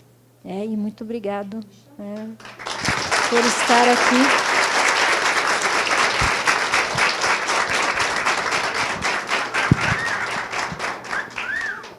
Obrigada, doutora Nancy. Gosto muito das suas falas, você sabe disso, sou tua fã. E vamos abrir, então, para os debates. Você colocou ali, Nancy, umas falas, né, do presidente, eu lembrei de uma também do ministro da Justiça, do Moro, né, que ele falou assim, que o homem agride a mulher porque ele se sente intimidado com a mulher. Né? Então, ele justificou toda a agressão porque ele, né, o homem se sente intimidado, coitado. Né? Alguns casos, coitadinhos, né, deles. Você trouxe alguns números também, né? Eu tenho aqui lesão corporal doméstica, 22 casos por hora no Brasil. Nós somos, então, a 5ª maior taxa de feminicídio no mundo. Entre 80 e 2013, acho que você já colocou ali, 106.093 pessoas morreram por sua condição de mulher. Então, feminicídio. Né? E está tramitando no Congresso o PL 3723, 2019, né, que trata da liberação das armas, né, da ampliação da liberação e da posse e porte de armas. Né? Então, queria que você falasse um pouquinho. Com certeza, né, o aumento do feminicídio está prestes aí, se for aprovado, e como o presidente que mandou essa PL para o Congresso, tem defesa, foi tirada agora de pauta, né, mas foi colocada como pauta urgente, então, provavelmente, agora nos próximos dias será votado esse PL. Né? Quem defende a vida não tem como defender a arma. Diz assim, arma, ele é o uso na exceção, e na exceção como? Na exceção por profissionais que estão preparados para o uso de arma, e ele é em relação, mesmo os profissionais, que profissional que eu estou pensando? Policiais. Então, tem alguns profissionais que fazem uso, mas eles têm que estar preparados para esse tipo de uso, e em extrema necessidade, porque, inclusive, os policiais aqui no país, eles atiram primeiro, muitas vezes, e depois perguntam. Então, a gente tem vários casos. Então, particularmente, eu sou contrária a qualquer tipo de liberação de arma para quem não tem preparo. A gente tem casos assim específicos, e eu vou dizer, o caso dos policiais, a gente não vai usar, não. São casos, mas são profissionais que têm que estar preparados. Os nossos profissionais não estão, vou dizer. Então, a gente precisa preparar a polícia para ser preventiva e não para atacar. E, normalmente, ela ataca quem? A população negra, ele ataca a população pobre. E as armas de fogo, para quem muitas vezes pode ter alguém aqui que defenda, ela serve para nós seremos o alvo, infelizmente. Então, quem defende a vida, eu não tenho familiaridade com arma, não quero. A gente tem um pacto não ter em casa, não tem arma, não sei usar, e se tiver alguém na minha frente, eu não sei fazer isso. Uma opção. Se tem algum profissional que utiliza, tem que estar muito bem preparado. E eu acho que tem que ser sempre na exceção. Ele não pode ser regra geral. Primeiro, porque as armas são caras, e muitas vezes quem tem dinheiro acha que aquela arma vai ficar em seu poder. Não vai. Porque se tiver um assalto, essa arma vai estar. E o estatuto que previa essa questão, nós temos possibilidade de ter arma, mesmo com toda essa legislação. Ele, a partir de uma restrição, nós tivemos o número de mortes reduzidas. Se nós amamos as pessoas que vivem conosco, nós temos que ser contra a arma. Essa liberação. E é isso que a gente discutiu. Nós temos ainda essa discussão, quando a gente verifica a defesa dos homens, vai muito nessa perspectiva. Ele chegou um momento de tensão. E se ele não tem controle e bateu, ele pode matar. Isso pode ocorrer no trânsito, não estou falando só das mulheres nas relações, não. Essas brigas de trânsito, onde as pessoas saem com a cabeça quente. Gente, a pessoa só, eu digo só porque é só mesmo, só deu uma fechada. Tem algumas pessoas que saem assim, como se o mundo tivesse... se essa pessoa tivesse uma arma, ela mataria o outro. Então, nós temos que amar a nossa própria vida e amar a vida das outras pessoas. E isso significa que nós, mulheres, vamos morrer mais. Né? Então, se a gente tem que fazer alguma discussão de arma, eu diria assim, que é preparar melhor aquelas pessoas que a legislação já permite, para que elas usem só em caso de extrema necessidade. Né? Inclusive, o nosso Moro, eu digo nosso porque é daqui, né? Ele tinha lá a possibilidade de regulamentar que os policiais usassem essa questão da emoção para matar quem quisesse e não seja punido. Gente, isso daqui, nós estamos regredindo, não é nem 10, nem 20, nem 30. Nós estamos indo para uma barbárie. Nós estamos autorizando que as pessoas nos matem na rua.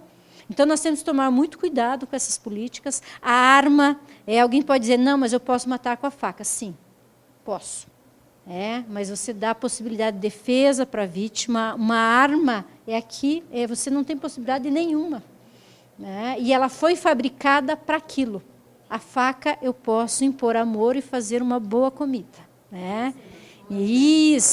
Isso, porque ela tem uma questão de poder também, né? Se vocês observarem as pessoas que fazem curso, elas postam, né? Aquelas armas. Ele tem uma questão mesmo de hierarquia, eu posso, vaidade, as pessoas querem usar. E vou dizer, a maior parte das pessoas não estão preparadas para isso.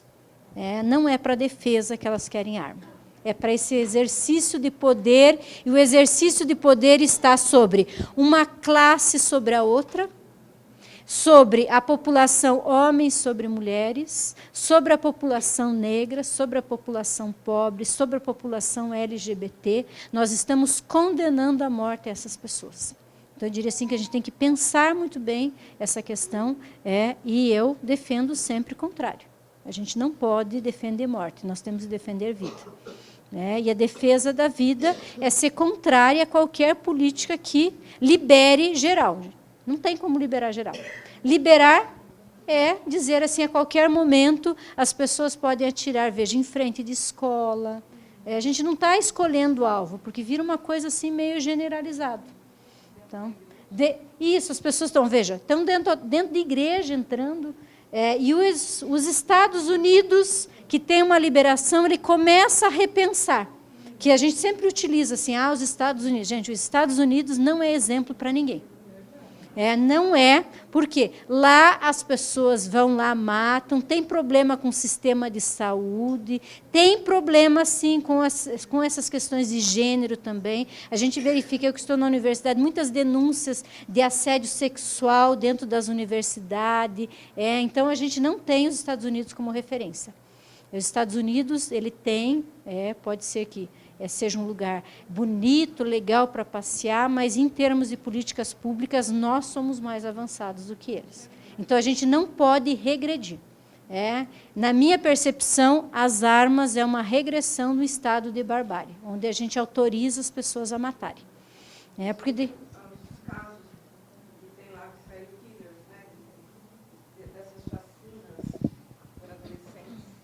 às vezes a arma é comprada pelo pai ou pela mãe, mas isso, quando eu digo que tem que ter preparo, que as pessoas, inclusive, têm que guardar no lugar adequado. As famílias nem sempre têm. As crianças podem ter acesso, podem levar para a escola. Acho assim, uma situação muito, muito complexa para a gente simplesmente dizer assim, eu vou me proteger.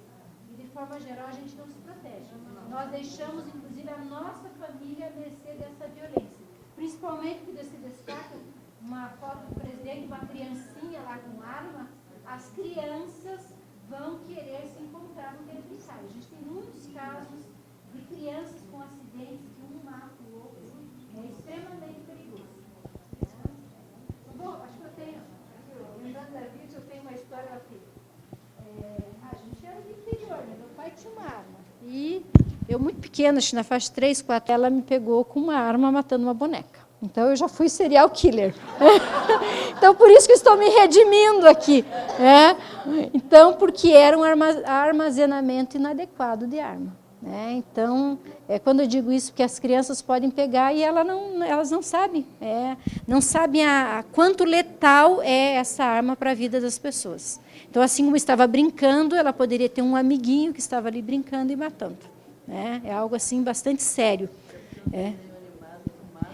Isso, no desenho animado, não vê essas imagens daquele vídeo, a pessoa morrendo, que não volta. No desenho animado, assim, matou, daqui a pouco ela sai correndo, abraça. Desenho animado é outra coisa. E nós temos que ser responsáveis. Pessoal, quem mais tem questões para a doutora Nancy? Lá.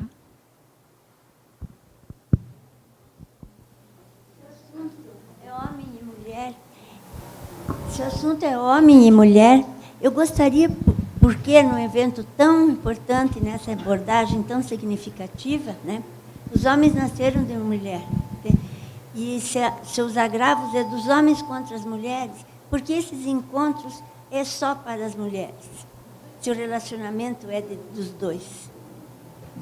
Agora, eu vou passar por organização.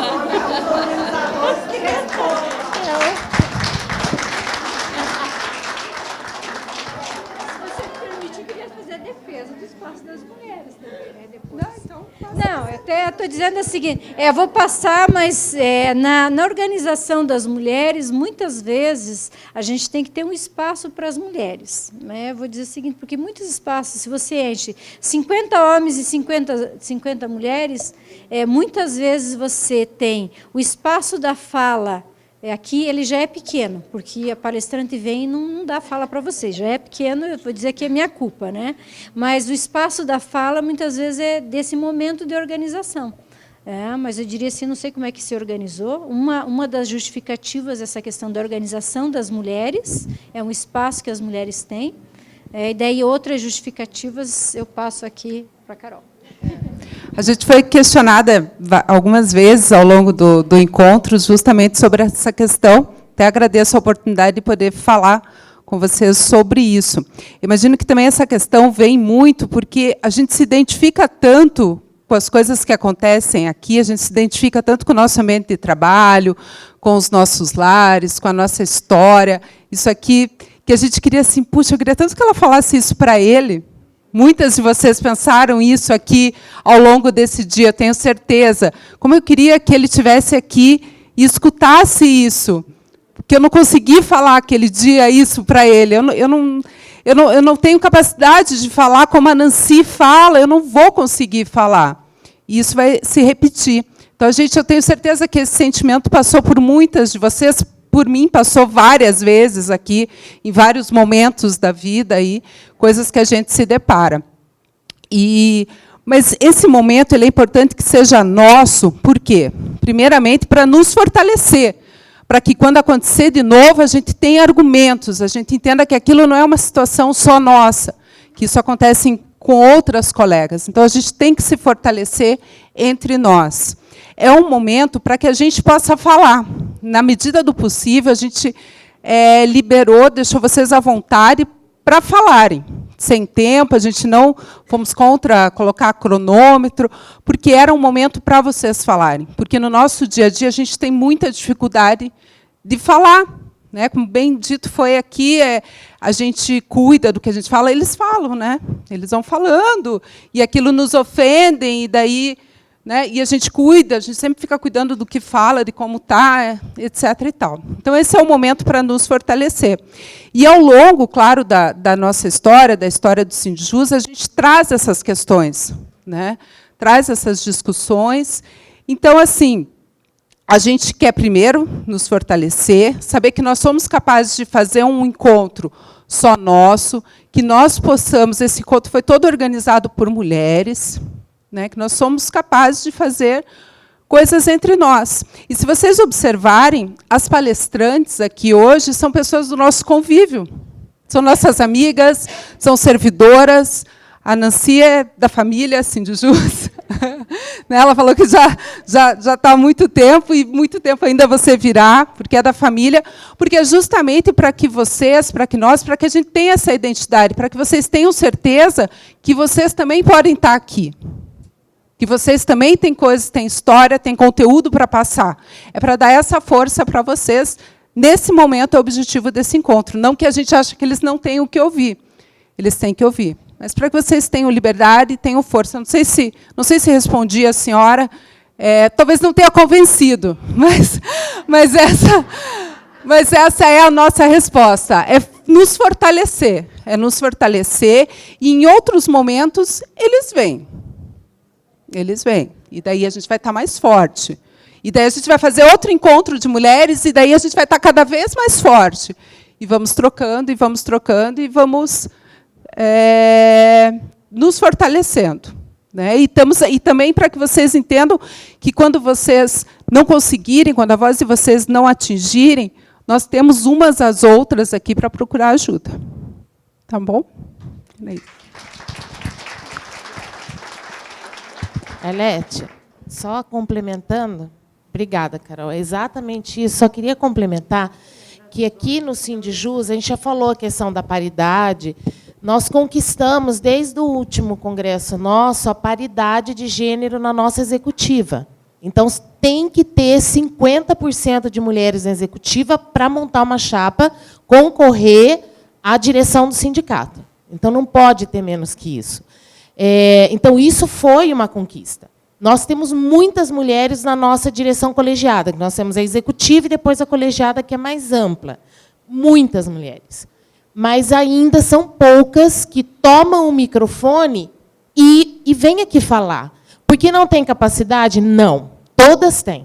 Tem história para contar. Hoje a Márcia veio, né, e falou muito bem, viu, Marcinha? E é isso que a gente quer, porque esse é o espaço para isso. Esse é o nosso espaço. A gente não precisa pensar no que a gente vai falar, como é que vai falar, e meu vestido está torto, está tudo certo. Não, é aqui. Então, esses momentos que a gente tem pensado nesses encontros de mulheres, é para isso. A gente tem que se empoderar aqui e entender que a gente pode subir, vai fazer uma palestra, quem sabe, na próxima, de convidar mais colegas, né, meninas, para estarem aqui, porque a gente tem muita gente capacitada aqui, né, que pode estar falando, dividindo com a gente. E é assim que a gente cresce. Muito complicado num congresso da categoria, por exemplo. Né? Nós estamos lá, estaremos, né, novembro, mas é um espaço diferenciado. Ali é todo mundo. E aqui somos nós. Então, assim, a gente pensou com muito carinho isso, porque é importante. A gente não tem outro espaço. Ou tem? Não tem. Né? E a gente tem procurado, a gente tem participado com o pessoal do Sinjusc, fomos lá no Sintage, aonde tem encontro, a gente vai, a gente precisa aprender, precisa dividir e ter o nosso espaço de fala. Até complementando aqui, a gente tem momentos de formação para homens e mulheres, e a gente tem momento de organização das mulheres. Né? A gente tem que pensar que esse é um momento de organização das mulheres. E a gente tem que ter esses momentos, porque senão a gente não se organiza. Então, discutir essas questões entre nós é bem importante, porque a gente está num momento de empoderamento, não é individual, é empoderamento coletivo das mulheres, para que a gente possa lutar juntos com os homens e construir um país, um mundo igualitário.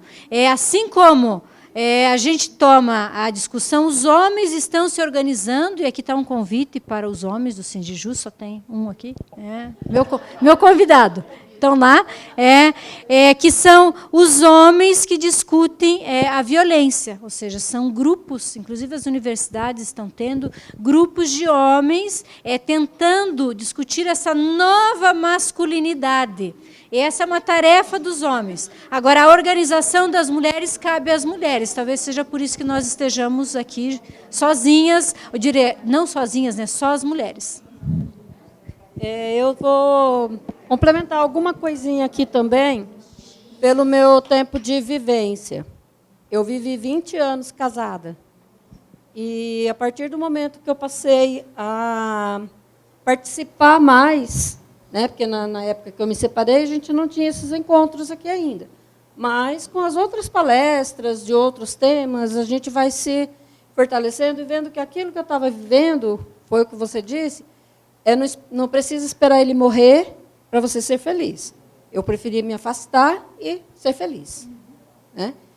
E outra coisa também, em relação a essa pergunta, quando se tem um marido machista, se ele estivesse aqui no nosso meio, ouvindo as palestras, ele ia proibir de vir.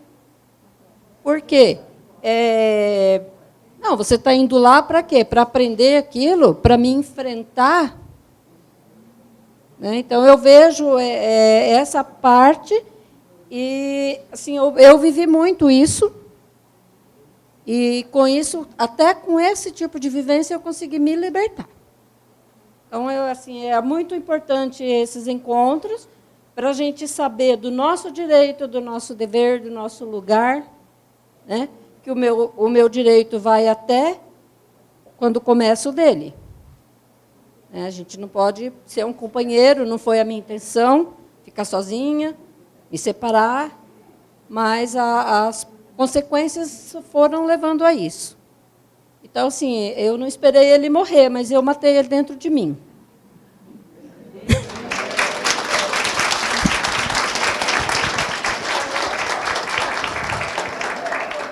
Nós não podemos negar também a nossa condição enquanto mulheres, né? Algumas são mais emotivas que as outras, né? Algumas têm poder de voz e falam alto e batem na mesa. Algumas são mais emotivas. De repente, se tivesse homens aqui, não teria coragem de vir aqui na frente e falar. Ainda, né? Como a Carol falou, a gente está aqui para se fortalecer. Lá em Santa Catarina, no Encontro de Mulheres, a gente percebeu bem isso. Aqui não teve muita assim, emoção de chorar, enfim, né? Mas lá teve, e a gente percebia que se tivessem homens, de repente, na plateia, ela não teria coragem lá na frente de falar o que ela falou, no encontro que eu participei. Então, também, respondendo à senhora, também isso, né? Se tivesse homens na plateia, de repente, a mulher não teria coragem, algumas, né, que são mais emotivas, de vir na frente e dar seu testemunho. Então, só aproveitando e complementando ali o que a Arlete falou, né? No nosso último encontro, a gente passou um vídeo sobre e levou a pessoa que fez o documentário sobre a violência contra a mulher no campo. E eu postei ali no grupo, tá? Depois, para vocês olharem, é muito importante, são 7 minutos, acho, mas é bem chocante. Foi onde a Arlete falou que foi um choro total, porque todo mundo começa a lembrar de violência sofrida, ou por elas próprias, pelas mães, pelas avós, enfim, por alguma conhecida. E nós temos lá em Santa Catarina, a gente tem um encontro de mulheres, e nós fizemos o coletivo também de mulheres, que são encontros menores em algumas comarcas ou regiões. E nós já fizemos essa experiência dos homens entrarem. E tivemos reclamação porque muitas mulheres não se sentem à vontade. Se tem um homem, elas não conseguem se abrir, não conseguem conversar, elas não se soltam. E agora nós conseguimos, com o Tribunal de Justiça, tem o CEVID, que é a Coordenadoria de Violência Doméstica. Nós fizemos uma parceria com eles nos eventos, que é a desembargadora lá, que trabalha bastante com violência doméstica. E, em dezembro, dia 9, que é o dia branco, né, contra alguma coisa dos homens. Então, vai ter um evento que vai falar da masculinidade tóxica. E esse evento vai ser só para homens. Até porque, como é o primeiro, para os homens não se sentirem ofendidos e a forma como tu vai tocar. Então, o momento de eles perceberem o quanto eles são violentos, às vezes, na maneira de falar, não só na forma de agir, mas como falam, como se portam. Então, tem que se ter esse cuidado, tanto quando faz o encontro de homens, quanto se faz o encontro de mulheres, para que depois a gente possa arrematar tudo num grande grupo e sermos felizes todos juntos.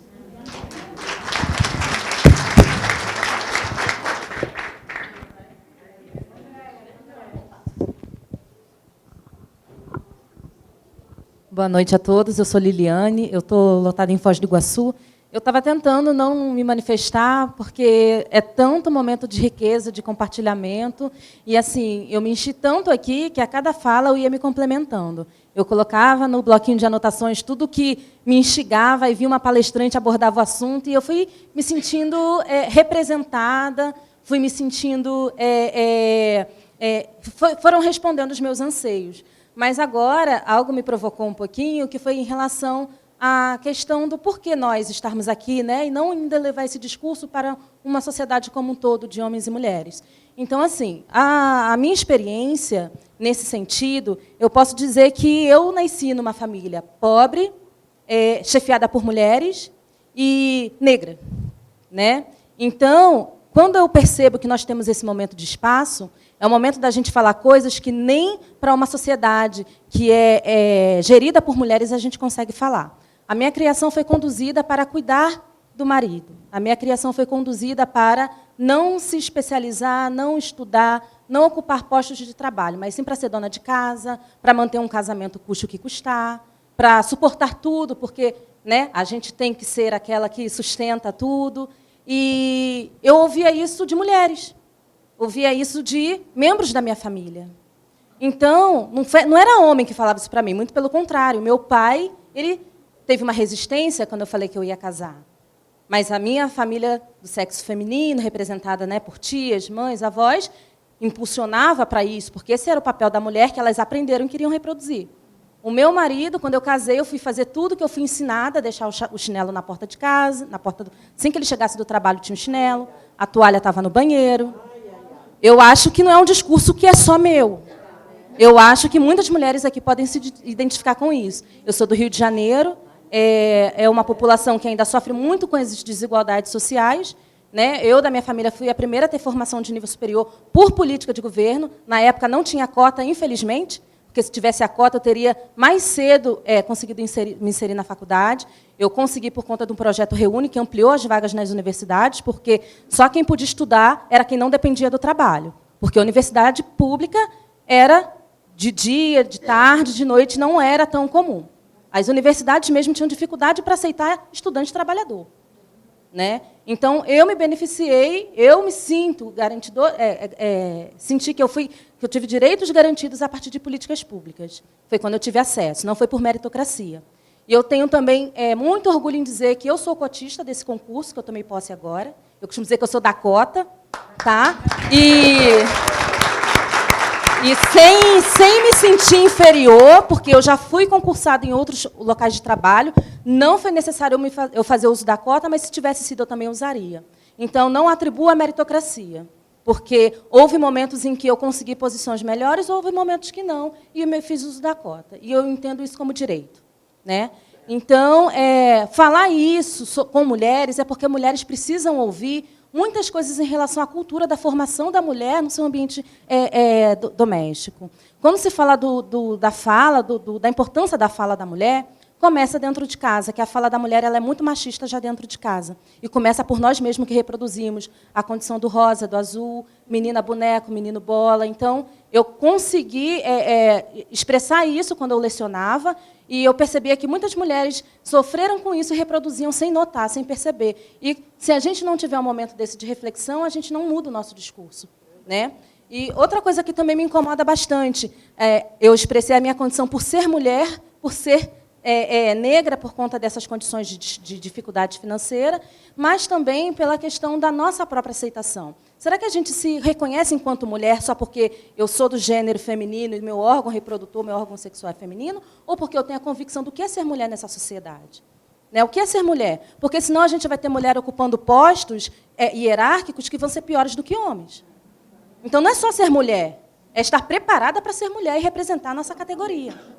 Senão, a gente não consegue se colocar para que a gente se propõe. Muitas mulheres, quando chegam lá, era melhor que tivesse um homem, né? Então, são coisas que a gente precisa estar aqui junto para discutir, fortalecer e pensar em como nós conduzimos essa prática. Outra questão também, por último, agora para finalizar, é uma questão mesmo de representação, de identidade. Nós, mulheres, precisamos trabalhar a alteridade, a empatia uns com os outros. Se uma mulher é estuprada, a outra própria mulher questiona o motivo dela ter sido estuprada. Os homens, muitas vezes, não questionam tanto como as próprias mulheres questionam. O discurso moralizador, o discurso, né, de provocação. E a mulher, ela costuma ser tão cobrada pela própria mulher que, se você for analisar, uma mulher, por exemplo, uma mulher negra, ela não pode se colocar da maneira como ela quer. Né? Uma mulher negra, ela não pode... ela é questionada a todo tempo. Se uma mulher negra resolver ter o cabelo cacheado, ela é questionada, porque a sociedade impõe que você precisa ter um cabelo liso, arrumado. Se a mulher resolve ter um cabelo liso, arrumado, ela é questionada porque ela não assume a sua identidade. Se uma mulher resolve pintar o cabelo de louro, ela é o mico-leão dourado, se ela for negra. Se ela for negra e resolve pintar o cabelo de vermelho, ela é o saci-pererê. Eu ouvia muito isso. Mas uma mulher branca não é questionada se ela é cacheada e resolve alisar. Uma mulher branca não é cacheada se ela é lisa e resolve cachear. Uma mulher branca não é questionada se ela é morena e resolve colorir o seu cabelo e assumir a cor e a maneira com que ela quer. Mas a negra sempre será questionada.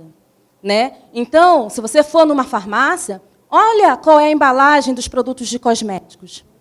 A mulher branca, ela pode explorar de todas as opções e alternativas. A negra não. A negra nem aparece. A gente não tem espaço no mundo dos cosméticos, nos mercados. Né? Eu, que sou do Rio, morei 13 anos no Norte e agora eu estou aqui. Eu tenho dificuldade de me sentir representada nas regiões onde não impera a sociedade, a população negra. Porque você vê que você não tem os recursos típicos para nosso tipo de pele, nosso tipo de cabelo. Então, a gente ainda não conseguiu ocupar os nossos espaços enquanto mulher, enquanto negra, e muito menos enquanto pobre. Então, assim, no fim de todo esse discurso, eu precisava um pouco falar sobre essa minha experiência, sobre essas indagações que eu faço, porque a gente precisa fortalecer aqui sim, porque nós não estamos preparadas ainda entre nós. Para quando nós formos discursar isso para um todo, a gente está num discurso afinado, porque nós teremos mulheres assumindo o papel de homens, mesmo sem ter homens no espaço. Tá? Obrigada e desculpa eu me estender.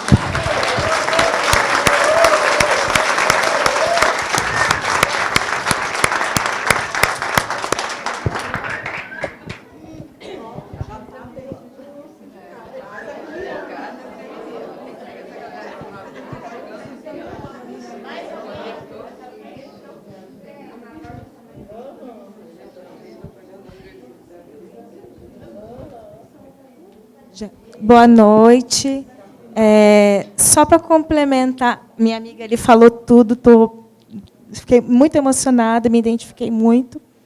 E só queria falar rapidinho o que aconteceu no ano passado. Eu estava bem fragilizada, o pessoal aqui do Sindijus percebeu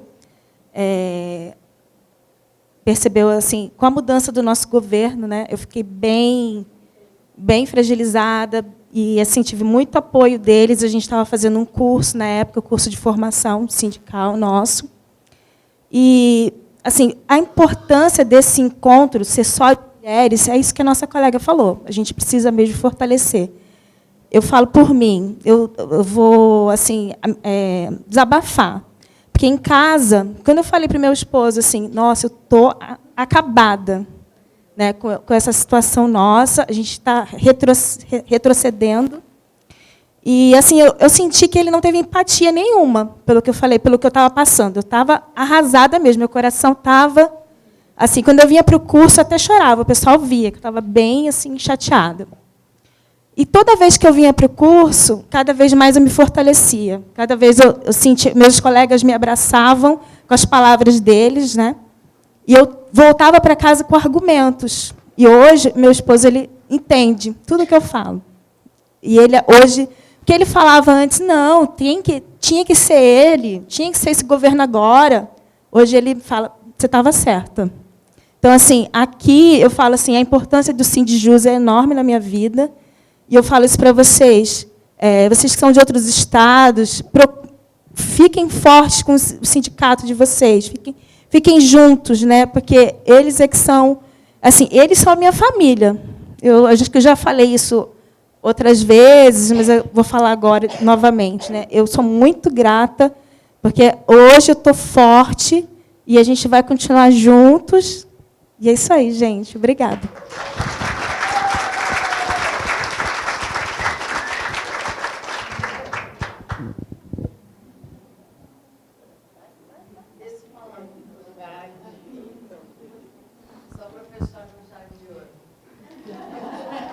assim, eu acho que a gente cresce muito com as experiências, né? Uma das outras. Isso é muito importante. Então, quando vocês vierem para cá nos próximos encontros, falem, né? Não se calem. O nosso espaço da fala é muito importante. Eu tenho uma história muito diferente da sua. Você viu, eu sou extremamente branca, quase pálida. Eu acho que brilho no escuro, se duvidar. E na verdade, eu sou filha de um cara extremamente machista, meu pai, né? Então, assim, e eu tô aqui. Então, eu acho assim, a partir do momento que as origens nossas vai servir para crescermos juntas, entende? E eu acho que a partir do momento que a nossa postura, a nossa atitude, o que a gente faz hoje para mudar no amanhã, é que vai fazer a diferença. Eu adoro você, Nancy. Ela é maravilhosa. Então, assim, é aquilo que você disse que vem de dentro para fora, né? Então, eu acho que, independente das histórias que vocês tenham, vocês podem acrescentar muito nos nossos encontros, umas ajudando as outras a crescerem, né? Então, por mais que eu tenha uma origem diferente da dela, também tenho histórias para contar que vai ajudar, quer dizer, todo mundo. Só isso.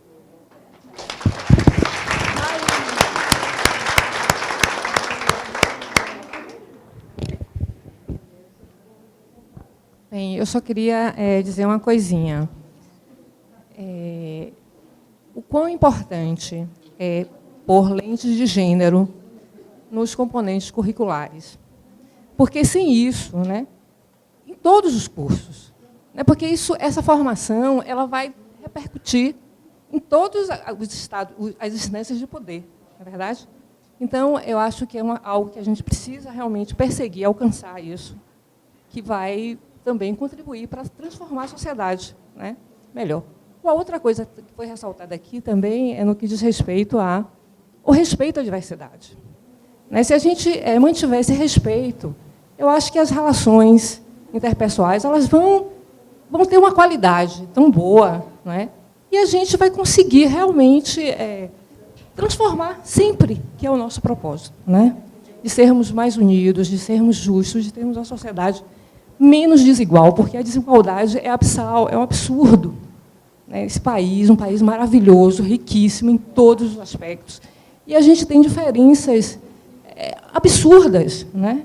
Então, quando eu vejo a pessoa não ter acesso à educação, e algumas pessoas ainda se sentem, né, numa posição muito superior, né, diante do outro, diante da pessoa que está servindo na nossa casa, que não teve acesso, né, e que ainda, digamos assim, as mulheres que se empoderaram, porque puderam estudar, porque essas mulheres bancaram, né, ficaram nas casas trabalhando. Então, isso é profundamente injusto.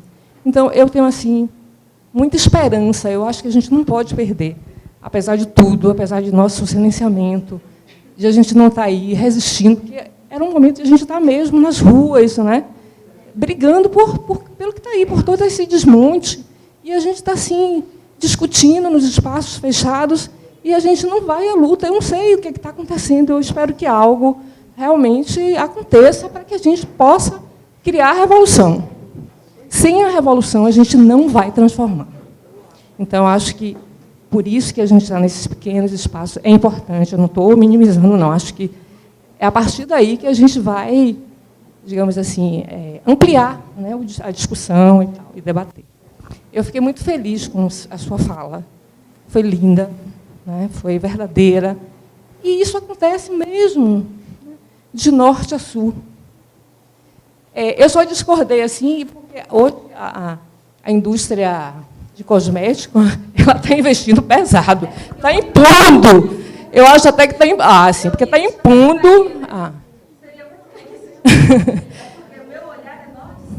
Sei. Então, olha, professora Nancy, foi muito linda a sua fala. Eu assisti no outro encontro, realmente. Que contribuição de todas as palestrantes. E realmente fechou assim, com um recado muito bacana, muito importante. Agradecer ao Sindijus, que realmente, sobretudo na indicação das trabalhadoras do sindicato para fazer a fala. Eu acho que isso é uma valorização fundamental. Às vezes a gente fica buscando pessoas com um currículo Lattes muito, né, fantástico, e a gente despreza pessoas que estão ali próximas, que têm conteúdo, que têm experiências fantásticas, entendeu?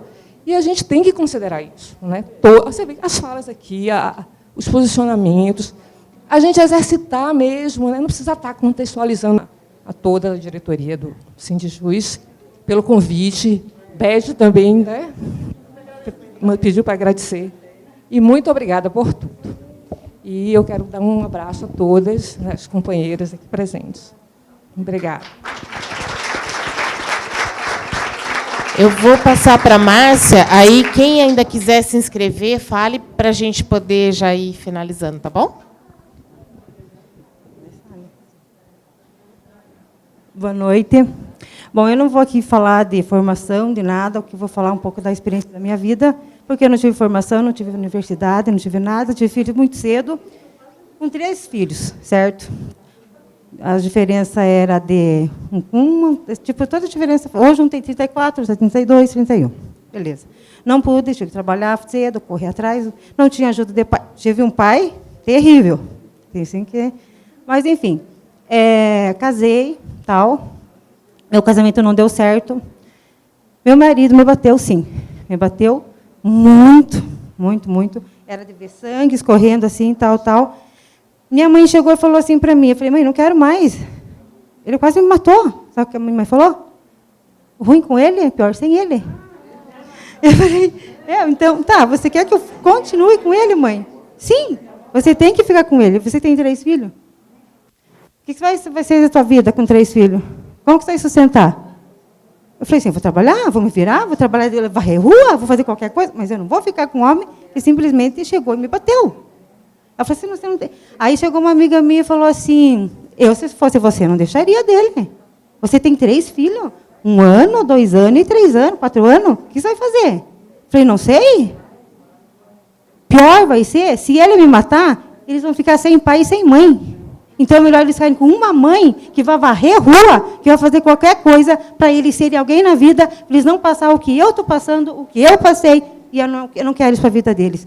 Sim, me separei, me divorciei, sim, sofri, caía, levantava, porque eu não tinha ajuda de ninguém.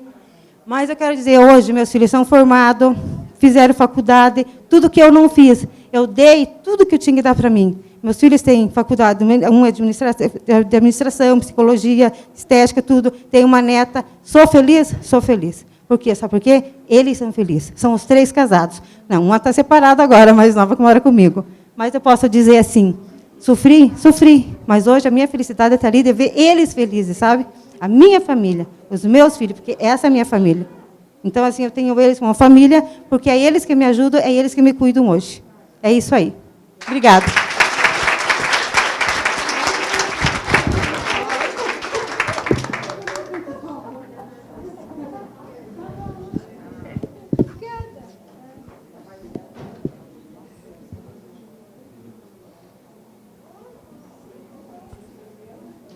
Alguém se inscreveu? Não?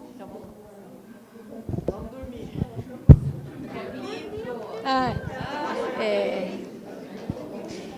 Eu não vou falar nada para encerrar, porque eu gostaria que a gente levasse o depoimento da Márcia, que nos diz o seguinte, é possível ser feliz. Então, encerro com o depoimento de vocês, com o da Márcia, e nada nesta vida pode nos impedir da felicidade. Parabéns, mulheres. Depoimento, nós temos que muitas vezes pensar no nosso encontro das mulheres negras também. Então, por que a gente se separa? Porque tem algumas coisas que talvez nós também não vivenciamos. Então, que a gente leve esses depoimentos como exemplo de vida. Parabéns, mulheres do Sindijus, parabéns pela organização. Vocês moram no meu coração. Obrigada pelo aprendizado.